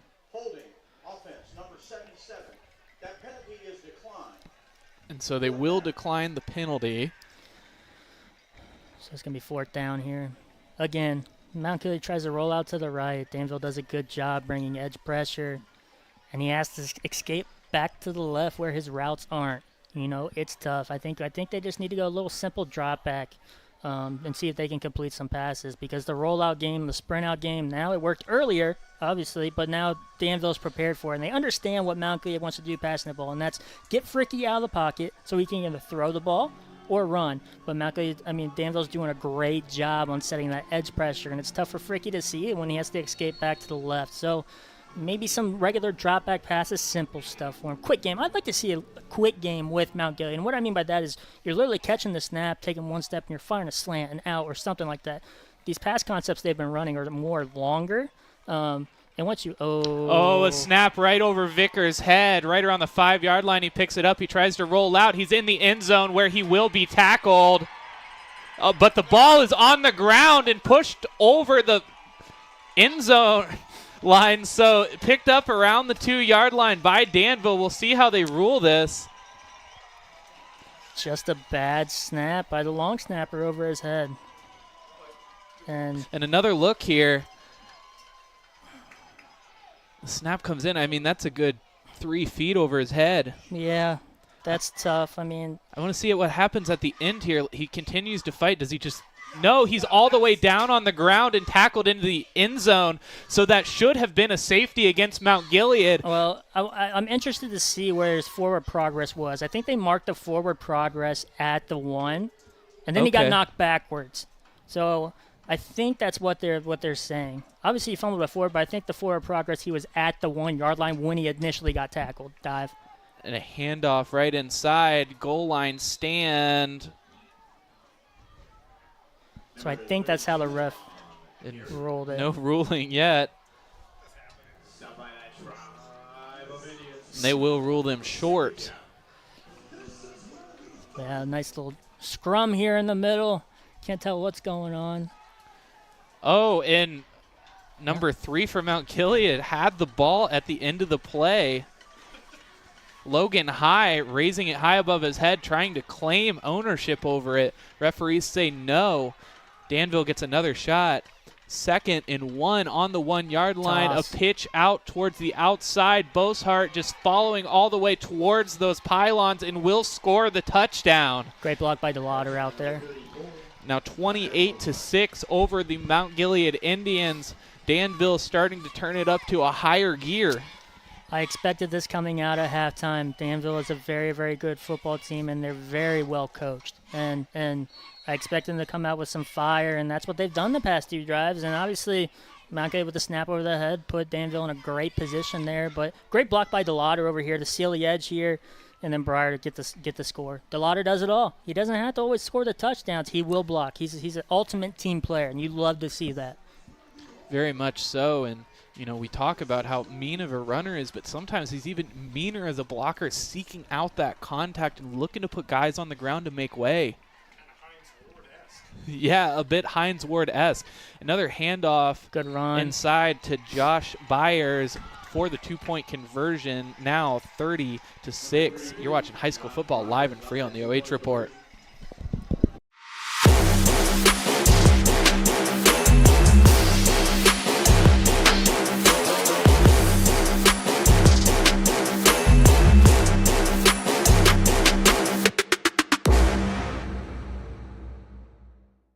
Everybody struggles sometimes. When you need someone to talk to, call 988 or text HelpLine to 898-211 to reach the Suicide and Crisis Hotline. When you reach out to 988, hope always answers.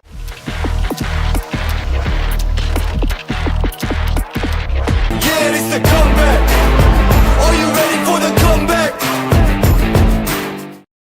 Bryce Cutter with the OH Report. Danville picking up another touchdown and the 2-point conversion. They're leading this one 30-6 over Mount Gilead. Bryce Cutter on play-by-play and Payton Vanderkooi on color commentary tonight for the OH Report. Onside kick. An onside kick inside. Great job by the front line man from Mount Gilead there. Get to be ready for that. and just kind of bats it down and hops on top of it. That's Is all that you what got you like to do. to see on these? That's all you got to do. You know, is when they kick it at you, you got to be ready. You can't leave early because a lot of times teams will sneak that past you. The front line guys leave early. That's why you kick it. He was ready, and that was a good play by him. Now they get great field position. On Mount Gilead here, we have to put points on the board. You're down 24 points to a very good Danville football team. And, you know, we knew Danville was going to come out and you know, have some fire in them. So Mount Gilead needs to settle down right now and find some offense. And whoever that can come through, who knows, but they need to find some sort of offense. And now Fricke, we've seen this look before. Vickers behind him. The snap, a handoff immediately. What a tackle. Right there at the line of scrimmage. Is that Weckesser? I believe so, yes. Kid can do it all, man. He plays quarterback, makes strong plays on offense, and that was a hit by him.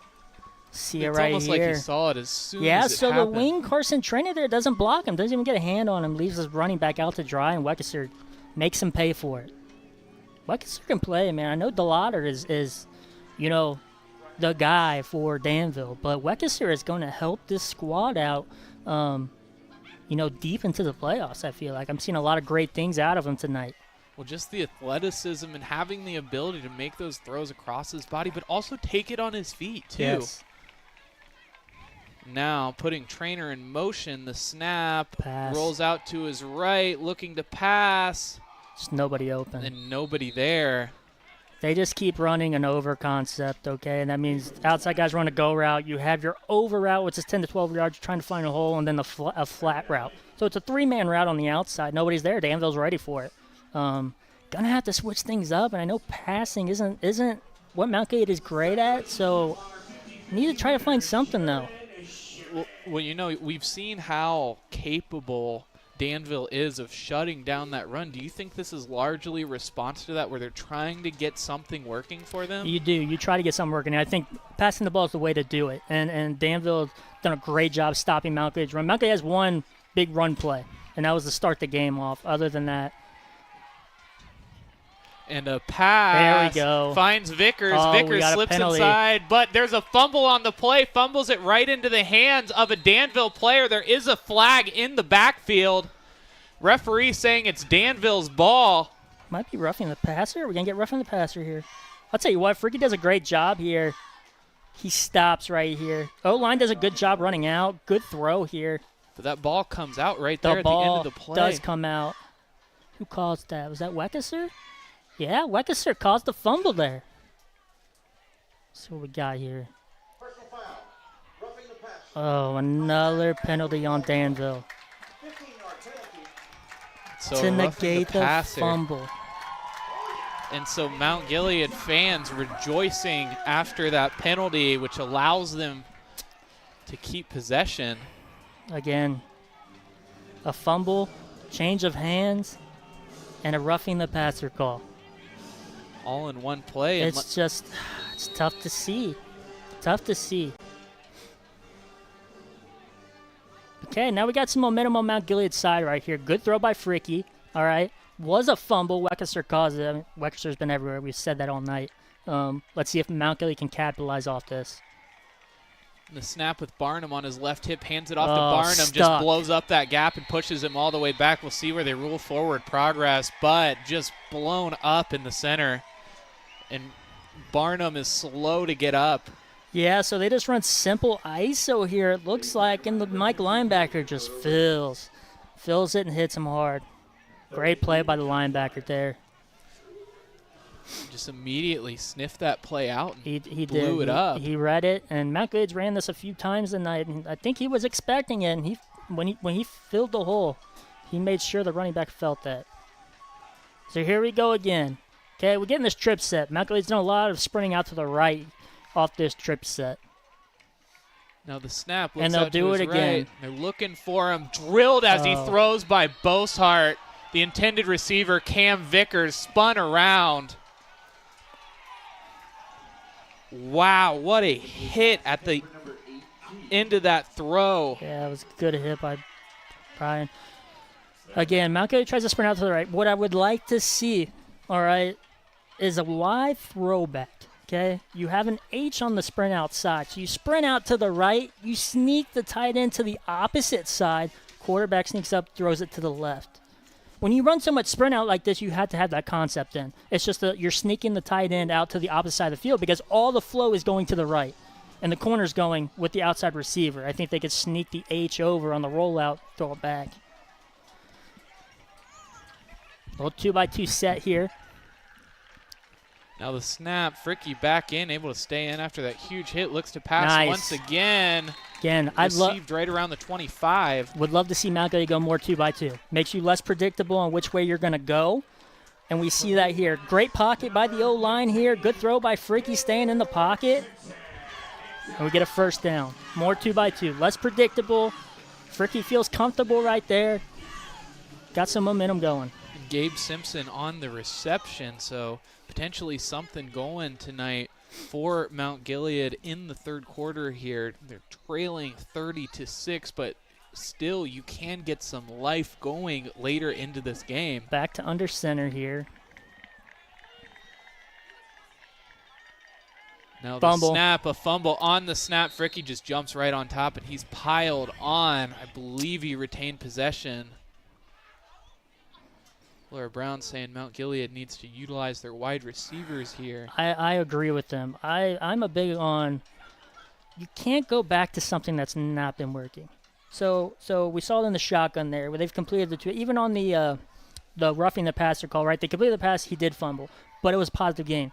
Threw it there, got a nice 10 yards. Let's stick with it. Keep the momentum going within the offense and the receivers because I think that's where this Mount Gilead offense is going to work. Running the game hasn't been the greatest for them. Now Fricke rolls out, a couple of shoulder shakes, throws it to a receiver, number 15. Number 1 for Danville broke things up and almost intercepted at the tail end, but instead incomplete. Yeah, so that's tough to wait. You honestly just try to throw that ball away. It's too late to the sidelines, rolling out to the boundary over there, and you'd love to see another down. Just throw it out of bounds or pull it down and run. You don't like to see it forced like that. I'd like to see some 2x2 here sets. Make Fricke choose which side he wants to go to. Big play here, 3rd and 10. So 3rd and 10, Mount Gilead on the 26-yard line, breathing down the neck of the Danville red zone. Would be the second time they've visited tonight if they could get there. Barnum on his left hip, 2x2 man in motion. Don't the roll snap motion. Rolls out to his left, looking for a receiver. Fricke with the deep ball towards the end Got him, zone, and he touchdown. found him! Found him Touchdown. for the touchdown, a deep ball. That was number 3, Logan High with the touchdown reception on senior night, just over the hands of the cornerback and comes down with it. So what you see here is Mount Gilead starts out in the 2x2 set. They use motion across the formation. Danville doesn't roll with it. They end up with a flood concept over here. So you have your flat route, and then he's supposed to be, I don't know, they had 2 guys in the same area. Somebody, I think, ran the wrong route, but he's the deeper route off of it. The corner came up. He snuck behind. They scored a touchdown. And just over his head, and they do. Oppo picks up the point after attempt, so 30-13. You're watching high school football live and free on the OH Report.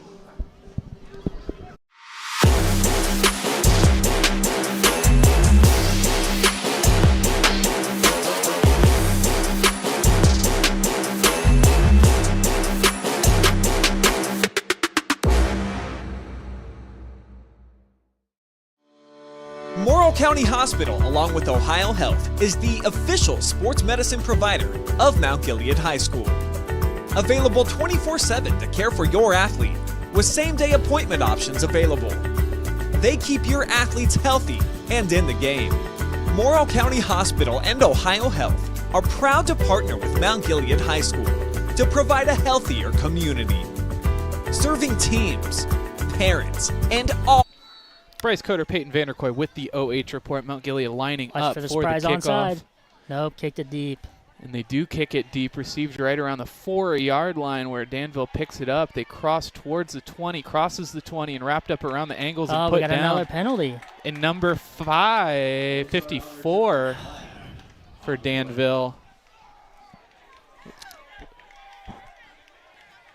What do you think? Just a late hit or unnecessary hit? It's probably unnecessary roughness, I would say. again, I don't know. That's got to be 5. During the return, number 54, Oh, they call holding. receiving team, 10-yard penalty from the spot. First down. So another look at Mount Gilead's touchdown Yeah, here. so they get less predictable because they bring a guy in motion, so you don't know which way they're going to sprint out to. And the DB just tries to undercut it, and number 3 is that Logan High makes a great catch. Great throw by Fricke, by the way, rolling out Very to the much left. That's so. a tough throw to make. Especially as a sophomore, 5'11", 150 pounds. He's really got some something great behind it. traits to be a quarterback. Fix his footwork up a little bit, and he'll be A-okay. And now Weckeser with the snap hands it off to, I believe, Delaughder there, hit right at the line of scrimmage and brought down. Not much of a gain.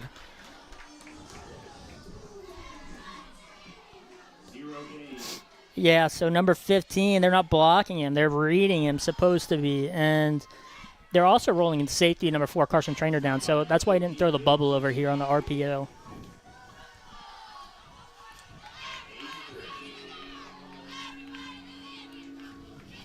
So definitely that life, that touchdown that Mount Gilead scores, do you think that takes a bit of the wind out of Danville's sails? It does a little bit. You had a lot of momentum going your way this half, and now you give up a touchdown like that off a fumble that you had. Hold on a second. Oh, Boshart with the carry. Oh, good hard pushes run. He's through, out. continues to push. He's one-on-one with the defensive back. He's continuing to fight. He's got speed all the way down the sideline for the touchdown. What a nice hard run. An 85-yard touchdown run. He's made some plays tonight. They just run a jet sweep over there to the boundary, breaks a couple tackles, and his speed, the breakaway speed right here is the biggest thing. Watch him take off. Outruns the DB, and he's made some plays tonight. He has. Yeah, and Brandon Powell, our cameraman, with a fantastic angle, staying with that all the way through. Big play. Now, you talked about taking the wind out of the sails. That's how you respond. Okay, you give up a big touchdown, you respond just like that, and that's what you expect from a great football team like Danville. Now Weckeser with 2 wide receivers wide to his left, a low snap, just takes it himself across the goal line in for the 2-point conversion. So now 38-13, Danville leading this one. You're watching high school football live and free on the OH Report.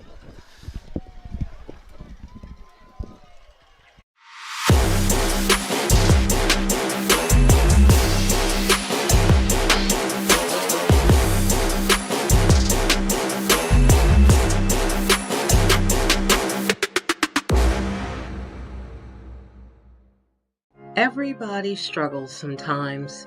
When you need someone to talk to, call 988 or text HelpLine to 898-211 to reach the Suicide and Crisis Hotline. When you reach out to 988, hope always answers.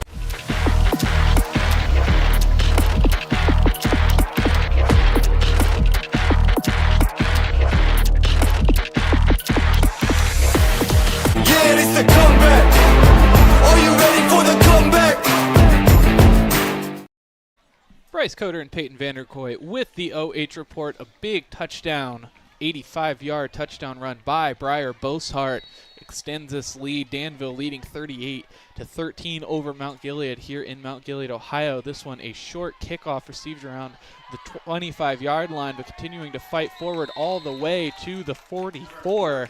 And Mount Gilead will begin within 6 yards of Danville territory. Great answer by Danville there on that drive. And how about Briar Boshart tonight, man? Has made some plays for this Danville program. Obviously, he scored that touchdown where they said he grabbed the face mask on the stiff arm, dove for the pylon. Then you have that with the breakaway speed. Man, this Danville team is filled with a lot of really good players. And I mean, as a supposedly power runner at 5'11", 205 pounds, that's great speed getting down the sideline. He can scoot. Great breakaway speed there. And now Fricke with a man on his right, sends a man in motion, 2 wide receivers wide Power. to his left, hands it off to Barnum. Absolutely snuffed out at the line of scrimmage. Looks like it may be a loss on the play. Just a quick snap. Number 7's been all over the field defensively tonight, too. He's done a great job setting the edge. He's done a great job getting penetration. His effort is absolutely something to talk about. Caleb Lucas, the co-tight end. Yeah. No, he's caused havoc in the backfield, and that's what you love to see from your defensive end. Kid's an athlete. Like I said, this Danville squad is deep. They have a lot of great players on their team. Trips again. Let's see if they sprint out to the right. Now the snap, again, rolling out, like you said, looking towards Good the catch. sideline. A one-handed catch brings it in. Cameron Vickers on the reception will be a pickup. So they didn't blitz off the edge that time.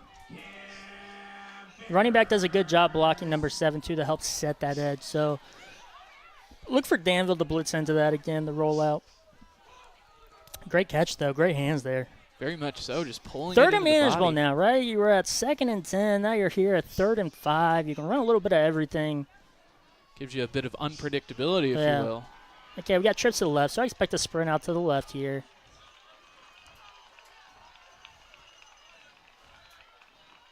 Now the snap, rolling out again, rolling and looking. Pressure, hit in the backfield. What is Briar the call? Boshart with the sack. There's a flag on the play.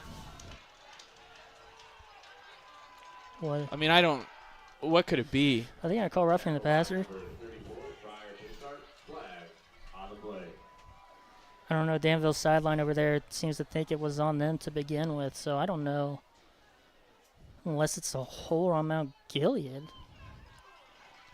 We'll see about 5 guys in the vicinity. Briar Boshart eventually coming down with what right now stands as a sack, but we'll see.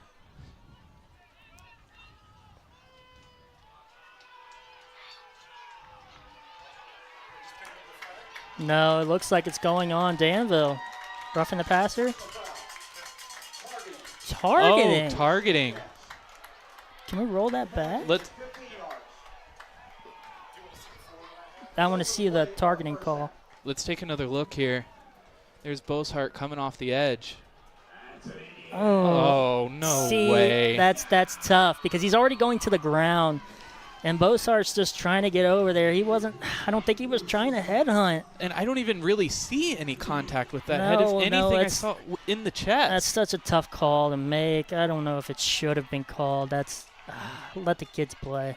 Now the snap hands it off to Vickers. Vickers fighting in that scrum.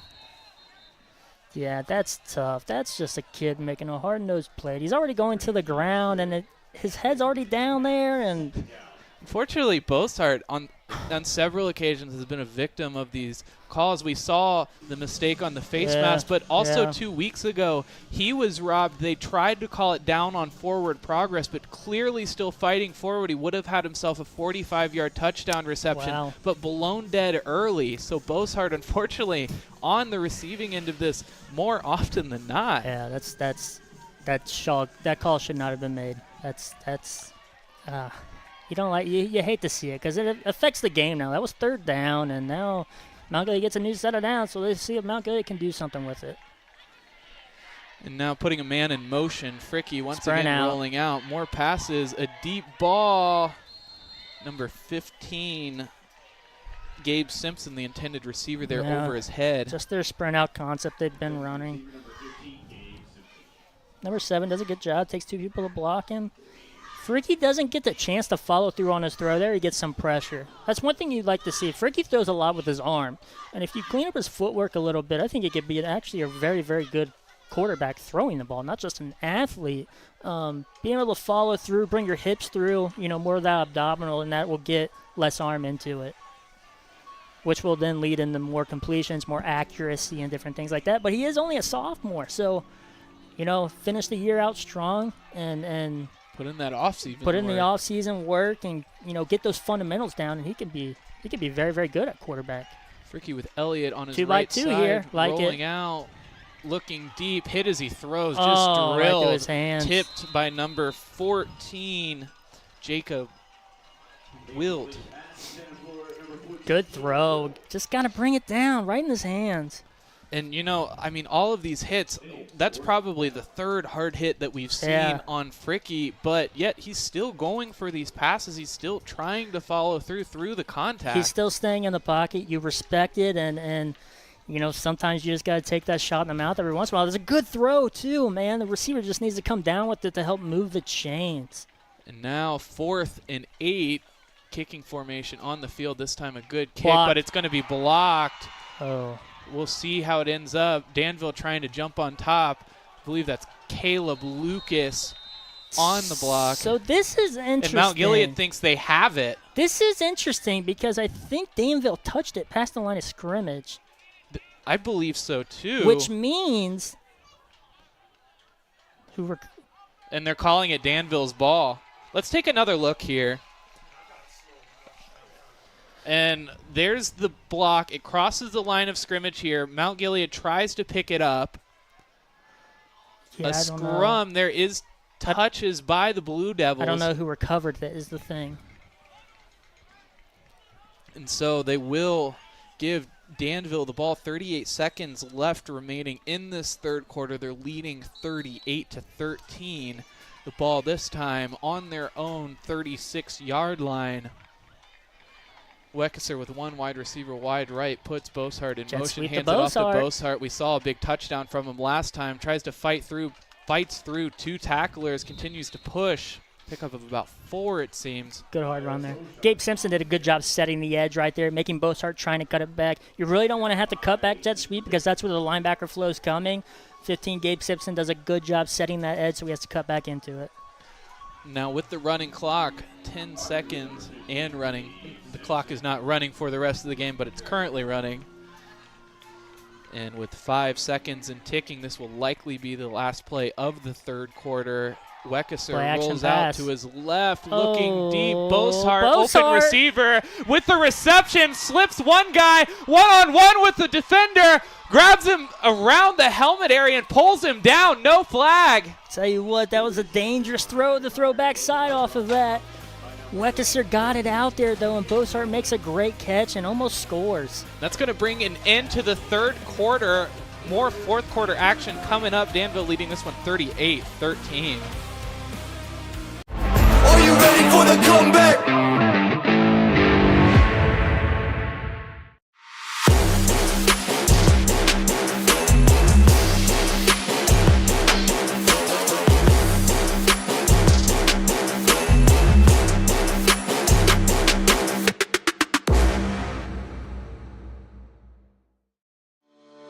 Morrow County Hospital, along with Ohio Health, is the official sports medicine provider of Mount Gilead High School. Available 24/7 to care for your athlete, with same-day appointment options available. They keep your athletes healthy and in the game. Morrow County Hospital and Ohio Health are proud to partner with Mount Gilead High School to provide a healthier community, serving teams, parents, and all of Morrow County. Everybody struggles sometimes. When you need someone to talk to, call 988 or text HelpLine to 898-211 to reach the Suicide and Crisis Hotline. When you reach out to 988, hope always answers.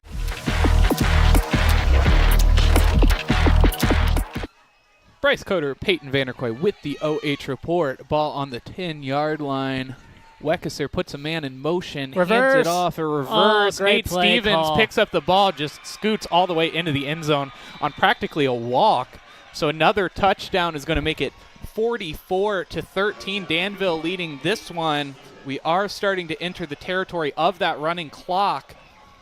Tell you what, man, I like Danville's play calling a lot. Their coaching staff is great, and like I said, they have a great game plan coming in every week, and I mean that's just a perfect play call. Big play by Boshart there, and you come out and you run a reverse. I mean that's just love it, love it. And they have so many assets on the field for that running game. I mean it's they have a lot of dangerous athletes around them. They can give the ball to literally anybody, and I mean obviously we're seeing it tonight with Boshart just sprint out concept. Reels out, finds him.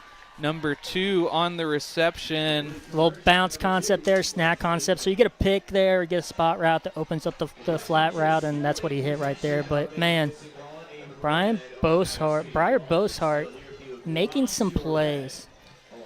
Another quick look at that. That's Wesley Payne. And just great Nate job Stevens. there. This is the Nate Look at Stevens Weckeser's block right there. Wekester has himself a pancake right there. That's what you like to see out of a quarterback. And I didn't notice that on the field. I was watching the reverse there, but quarterback just got a pancake. Here comes your Friday night phenom from week number. And last week's Friday night phenom, he went 9 for 12 last week, 135 passing yards, 41 rushing yards, 3 touchdowns, a defensive interception, 5 tackles. He was the OH Report phenom. He is, and he's proven it tonight. I mean, he does a little bit of everything offensively. He can throw the ball, he can run the ball, plays defense, has some crucial hits tonight, and then with a nice pancake block there on the reverse. Kid does it all. Wekester now coming up for the kickoff. Now he's kicking off here. Kickoff underway. Number 14, Jacob Wilt received it running down that left sideline. Will be pushed out around the 46, so Mount Gilead will begin there on their own 46-yard line, trailing in this one 46-13. We do have a running clock here in the fourth quarter until Mount Gilead can get it under 30 points.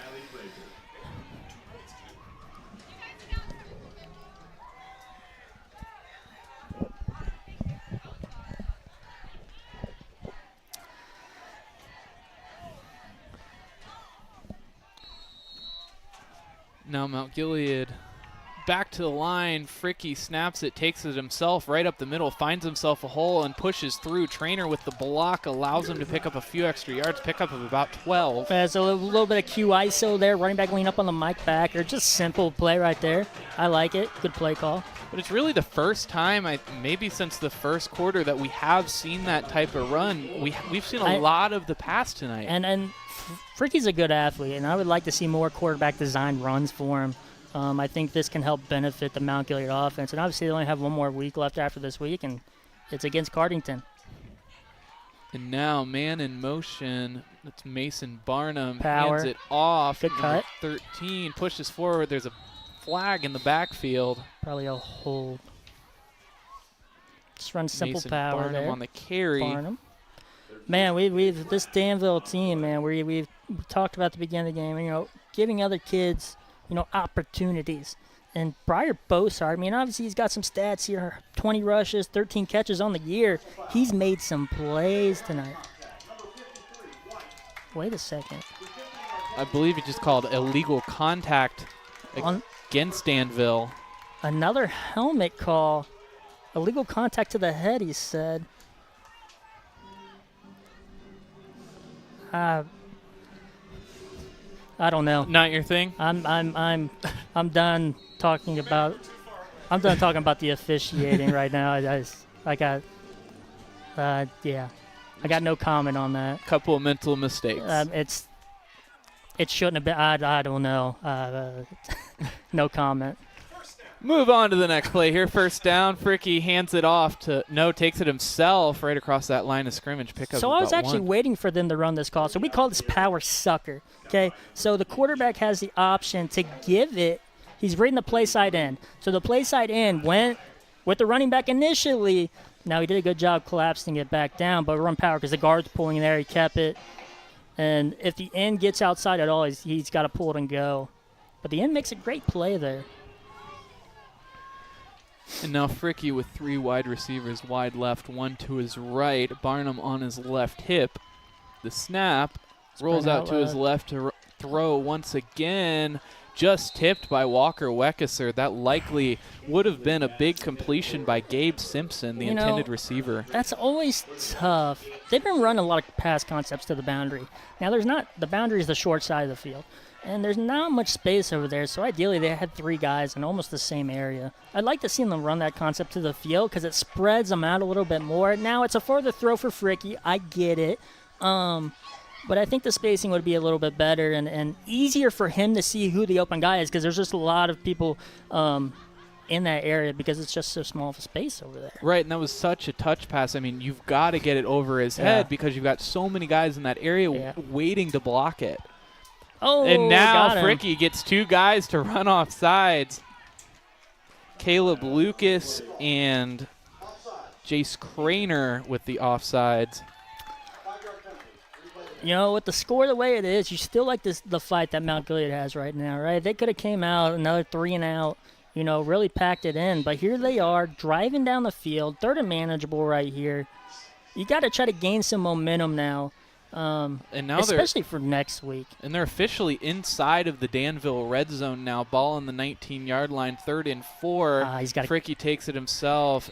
Looks like it won't be much of a pickup. Mount Gilead's O-line actually had a great push there. You'd like to see him keep it inside, following his running back. He wanted to bounce it out a little bit, which sometimes quarterbacks tend to do that. But if he just follows behind his running back, he could cut back and might get to actually almost score on that play. So you'd like to see him follow the running back. And like I said, Mount Gilead's O-line actually had a great push right there on the simple ISO play. And now that's going to bring up 4th in about 3. Ball on the 18-yard line. Fricke coming back to instruct his team.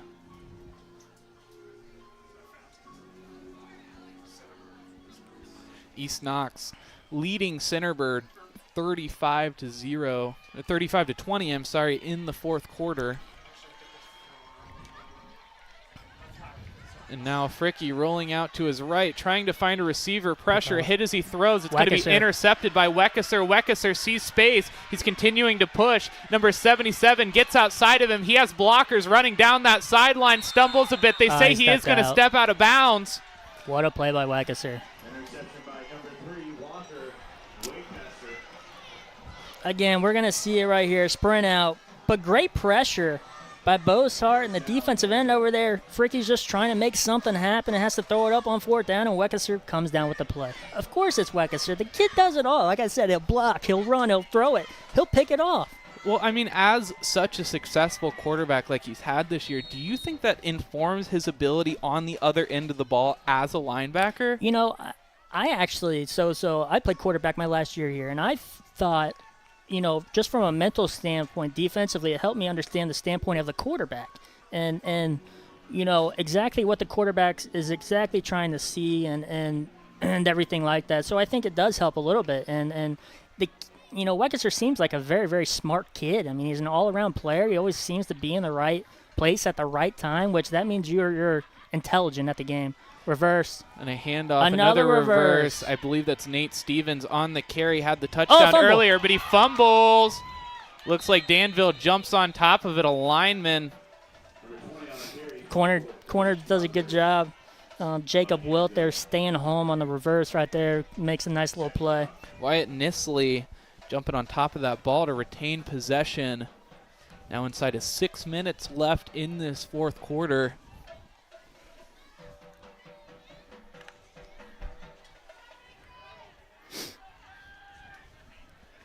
Now Weckesser back to the line.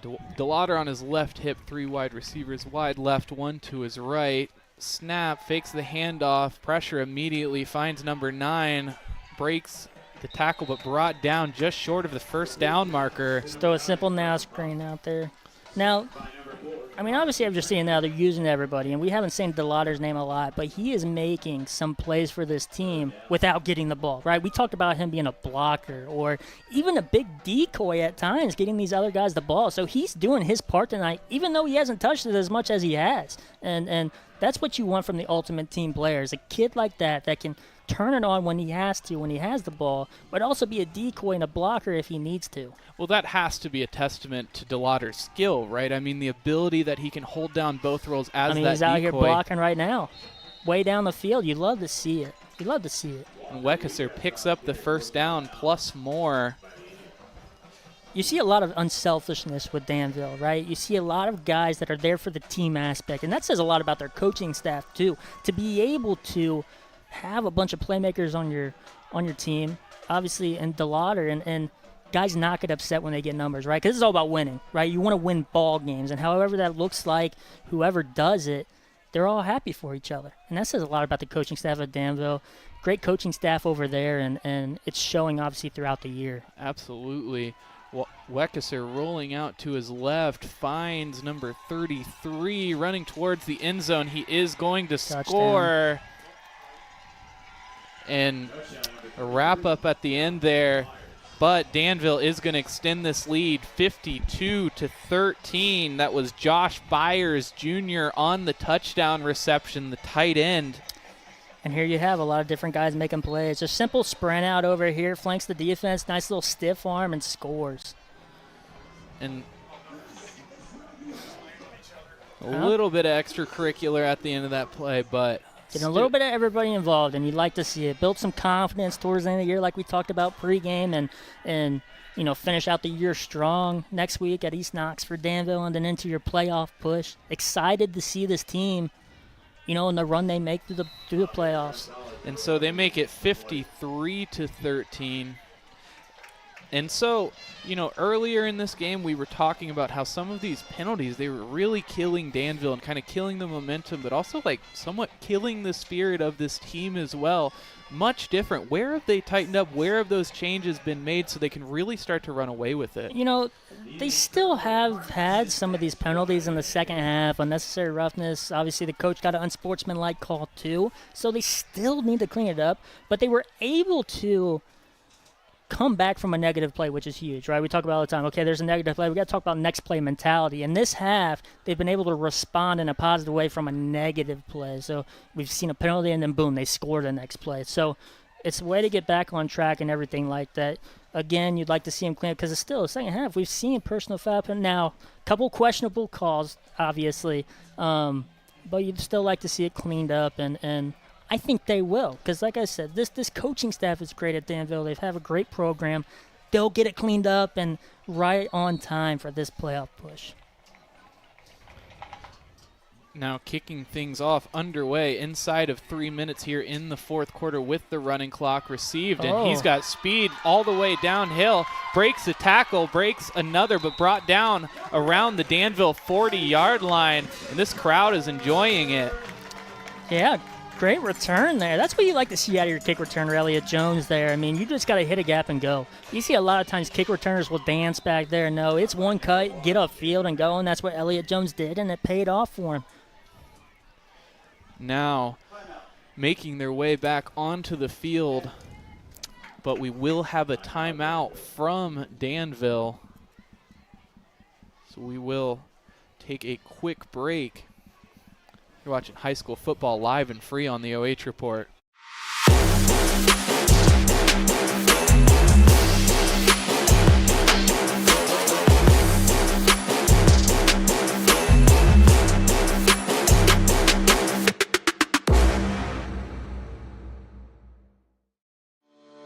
Morrow County Hospital, along with Ohio Health, is the official sports medicine provider of Mount Gilead High School.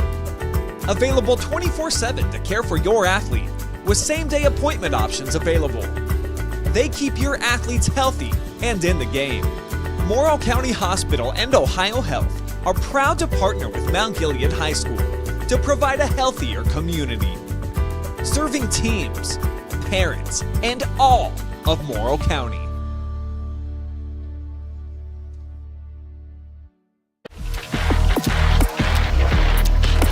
Yeah, it's the comeback.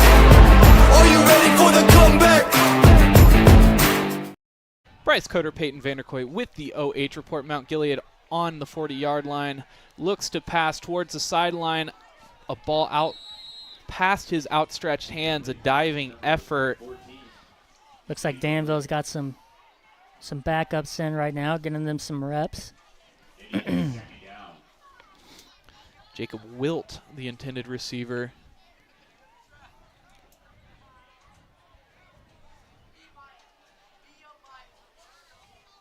Fricke coming back.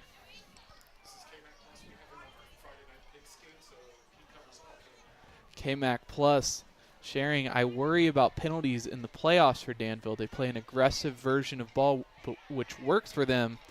But if they find themselves struggling late in the playoffs, it could kill them. What do you think of that, Payton? I agree. And I wouldn't say it's much of their aggressive style. A lot of this stuff, I mean, we've seen unsportsmanlike conduct penalty. Ooh. A deep, high ball, terrible spiral on it, but received. Successfully caught by Jacob Wilt. Looked like an outfielder just trying to get under a fly ball, but all the same receives it. The safety's having trouble spotting it in the air, but not Wilt. You see, yeah, they do play an aggressive style, and it obviously works for them, but there's a, I don't know how to put it, there's a fine line between being aggressive and just not being smart football players, right? Like anything after the whistle, touchdown. And that is going to be a touchdown into the corner of the end zone. Cole Fricke to Cam Vickers. So that's going to bring Mount Gilead to 19. They're trailing 53-19 with 40 seconds left in the fourth quarter and running. Now, Payton, you know, even though they're still down considerably, I mean, is this what you want to see as a coach, this fight? You do, because next week is rivalry week, right? You got Mount Gilead Cardington. You want to see and have as much momentum as possible going into that game. Because, I mean, look, it's you got two squads that haven't had the greatest year up to their standards, but this is the Super Bowl for both these teams next week. I've played in it, you know, and you want as much momentum as possible because you just want those bragging rights at Morrow County, right? It's Mount Gilead Cardington right down the road, and it's always a fun matchup. I like that it's at the end of the year, too, Week 10. That's awesome, and I'm excited to see that matchup, too. Well, I mean, you know, as a team, that rivalry week, in your last week, you can have a rough season like you're having this season and still have something to fight for, still have something to look forward to, beating your rival in Week 10. And I think sometimes that's why we see rivalries like Ohio State, Michigan in that last week stay competitive all these years, is because even if they don't have anything else, they still strive to beat each other. Absolutely, and that's why I think every rivalry game should be Week 10, and I'm glad that it is this year. And Magistri on the kickoff, Abo. But no, we can go back to being aggressive in the penalties, right? It's going to be a little smarter, man. Just the extracurriculars after the play just need to be cleaned up for Danville, and they'll be okay. Magistri kicks it into the end zone. What a kick. From what I've heard, he's an Italian exchange student. Mr. and Mrs. Magistri, if you're watching, will you please let us keep him another year until he graduates? What a kicker. Yeah, he's a legit kicker. I mean, it's been a while since I've actually seen a legit kicker here at Mount Gilead. I remember back in the day I was kicking PATs and it wasn't so good. So we have a...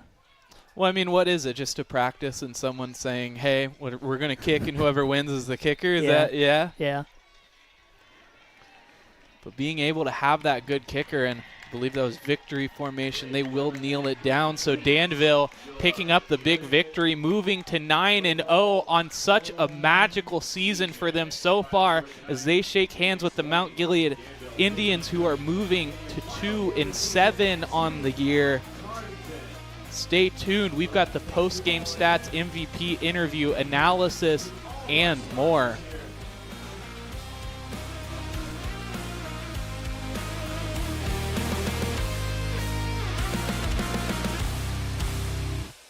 Are you ready for the comeback?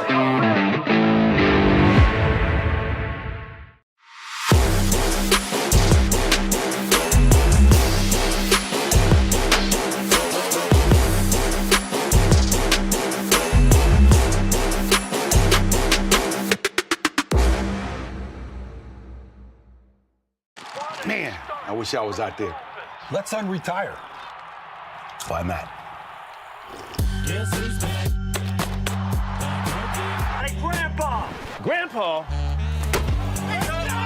I still got it. Hey, I need that senior discount. I'm good right here, bro. Unretirement? Who'd be dumb enough to do that? Morrow County Hospital, along with Ohio Health, is the official sports medicine provider of Mount Gilead High School. Available 24/7 to care for your athlete, with same-day appointment options available. They keep your athletes healthy and in the game. Morrow County Hospital and Ohio Health are proud to partner with Mount Gilead High School to provide a healthier community, serving teams, parents, and all of Morrow County. Everybody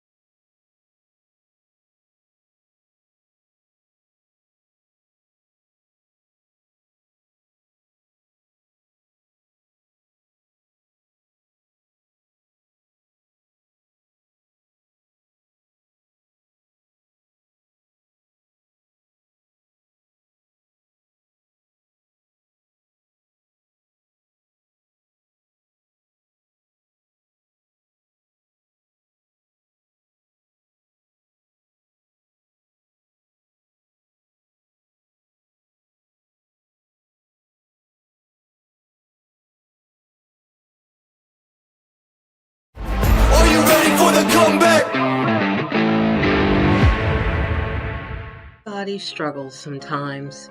When you need someone to talk to, call 988 or text HelpLine to 898-211 to reach the Suicide and Crisis Hotline. When you reach out to 988, hope always answers.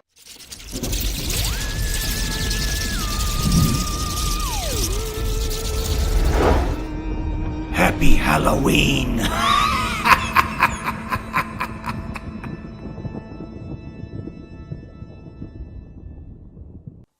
Take a look at all the action from Friday Night Football right here in North Central Ohio with great analysis, highlights, coach interviews, and so much more every single Friday night right here on the OH Report.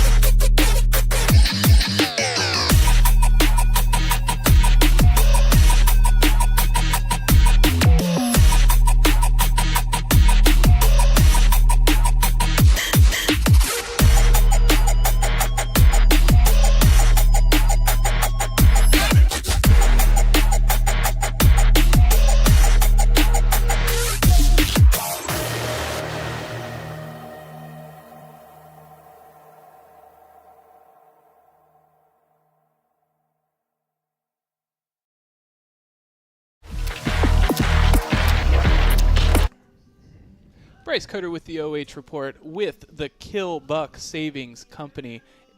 Killbuck Savings Bank Company MVP player of the game, Briar Boshart. Briar Boshart had 133 rushing yards, 114 receiving yards, and 1 touchdown. Congrats, Briar. Thank you. So, obviously a magical season so far. 9-0 on the year, going into East Knox. What's been the difference? What has been so good? Is it culture? Is it the people? What's making all the difference for you all this year? I mean, it definitely started with the fans and players coming in since January, 3 days a week, lifting at 6 a.m. So definitely the off-season lifting's helped a lot, and our coaches and players have really came together, and we've been really close. So it's really helped, and we've had a really good bond with each other. And you really stood out tonight, not only with the stats you can record, but those QB hurries, those other little things that really put your team ahead. When you woke up this morning, were you thinking you were going to have this great of a game, or was it just something that came? I mean, it's something that came. We know it was going to be a tough game because it's their senior night, so obviously they're going to be playing us the best they can. So definitely knew it was going to be a dogfight, so I knew I had to do the best I could. And Payton and I in the booth were struck by the selflessness of this team, the willingness to take blocks, the stats that don't necessarily count on the score sheet. How has that culture been created over the years?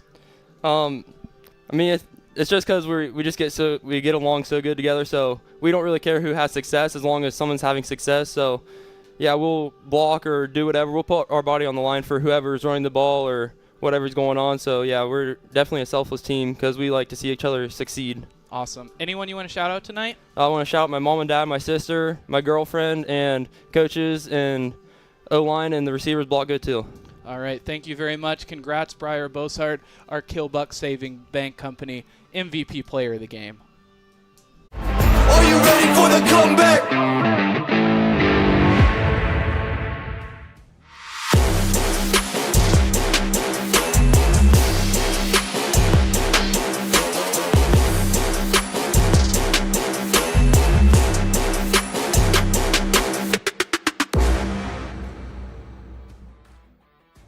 Man, I wish I was out there.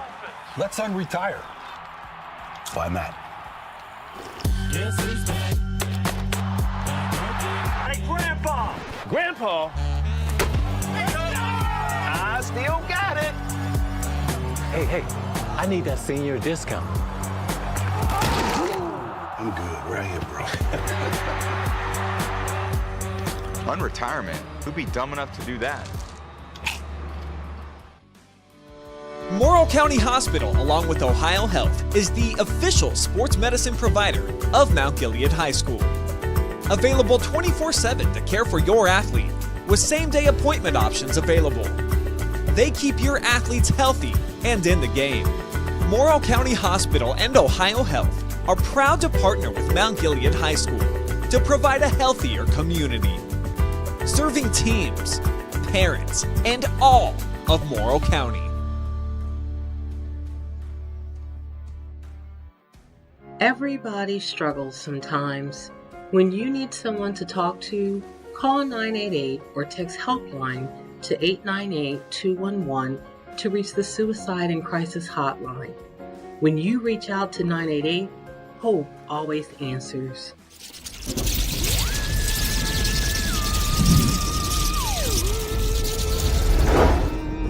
Happy Halloween.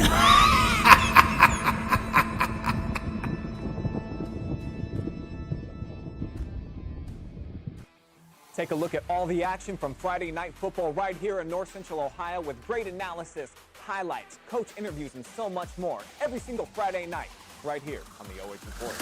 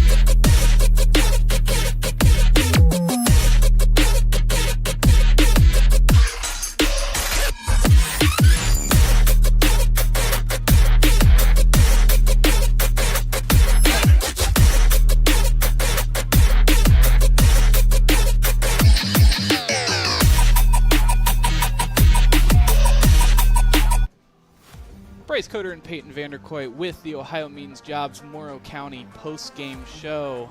Danville picking up the win over Mount Gilead here in Mount Gilead, Ohio. Danville winning 53-20 through 4 quarters tonight.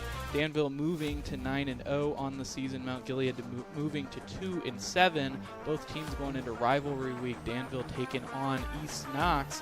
Mount Gilead taking on Cardington. Look at the stats tonight. Danville with 12 first downs, 288 passing yards, 177 rushing yards for a total of 408 yards, 1 turnover, 12 penalties, and 140 penalty yards. First downs for Mount Gilead at 11, 121 passing yards, 117 rushing yards for a grand total of 238 yards on the game, 3 total turnovers, 3 penalties, and 35 yards.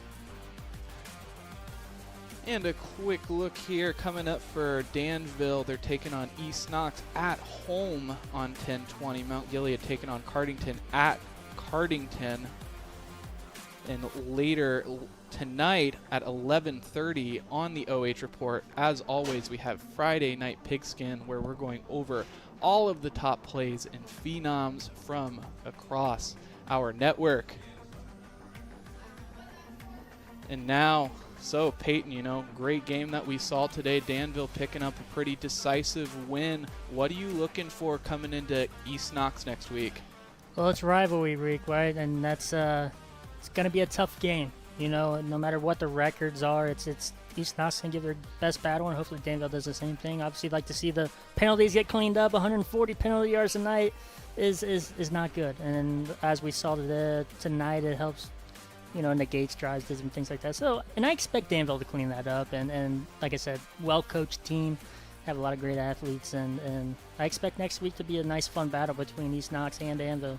Right, very much so. And we saw Danville picking up the win over Northmore. But outside of Northmore, I mean, the team that's best going to give the run for the money for Danville is going to be East Knox. I mean, 5-3 on the season, moving to 6-3 on the season.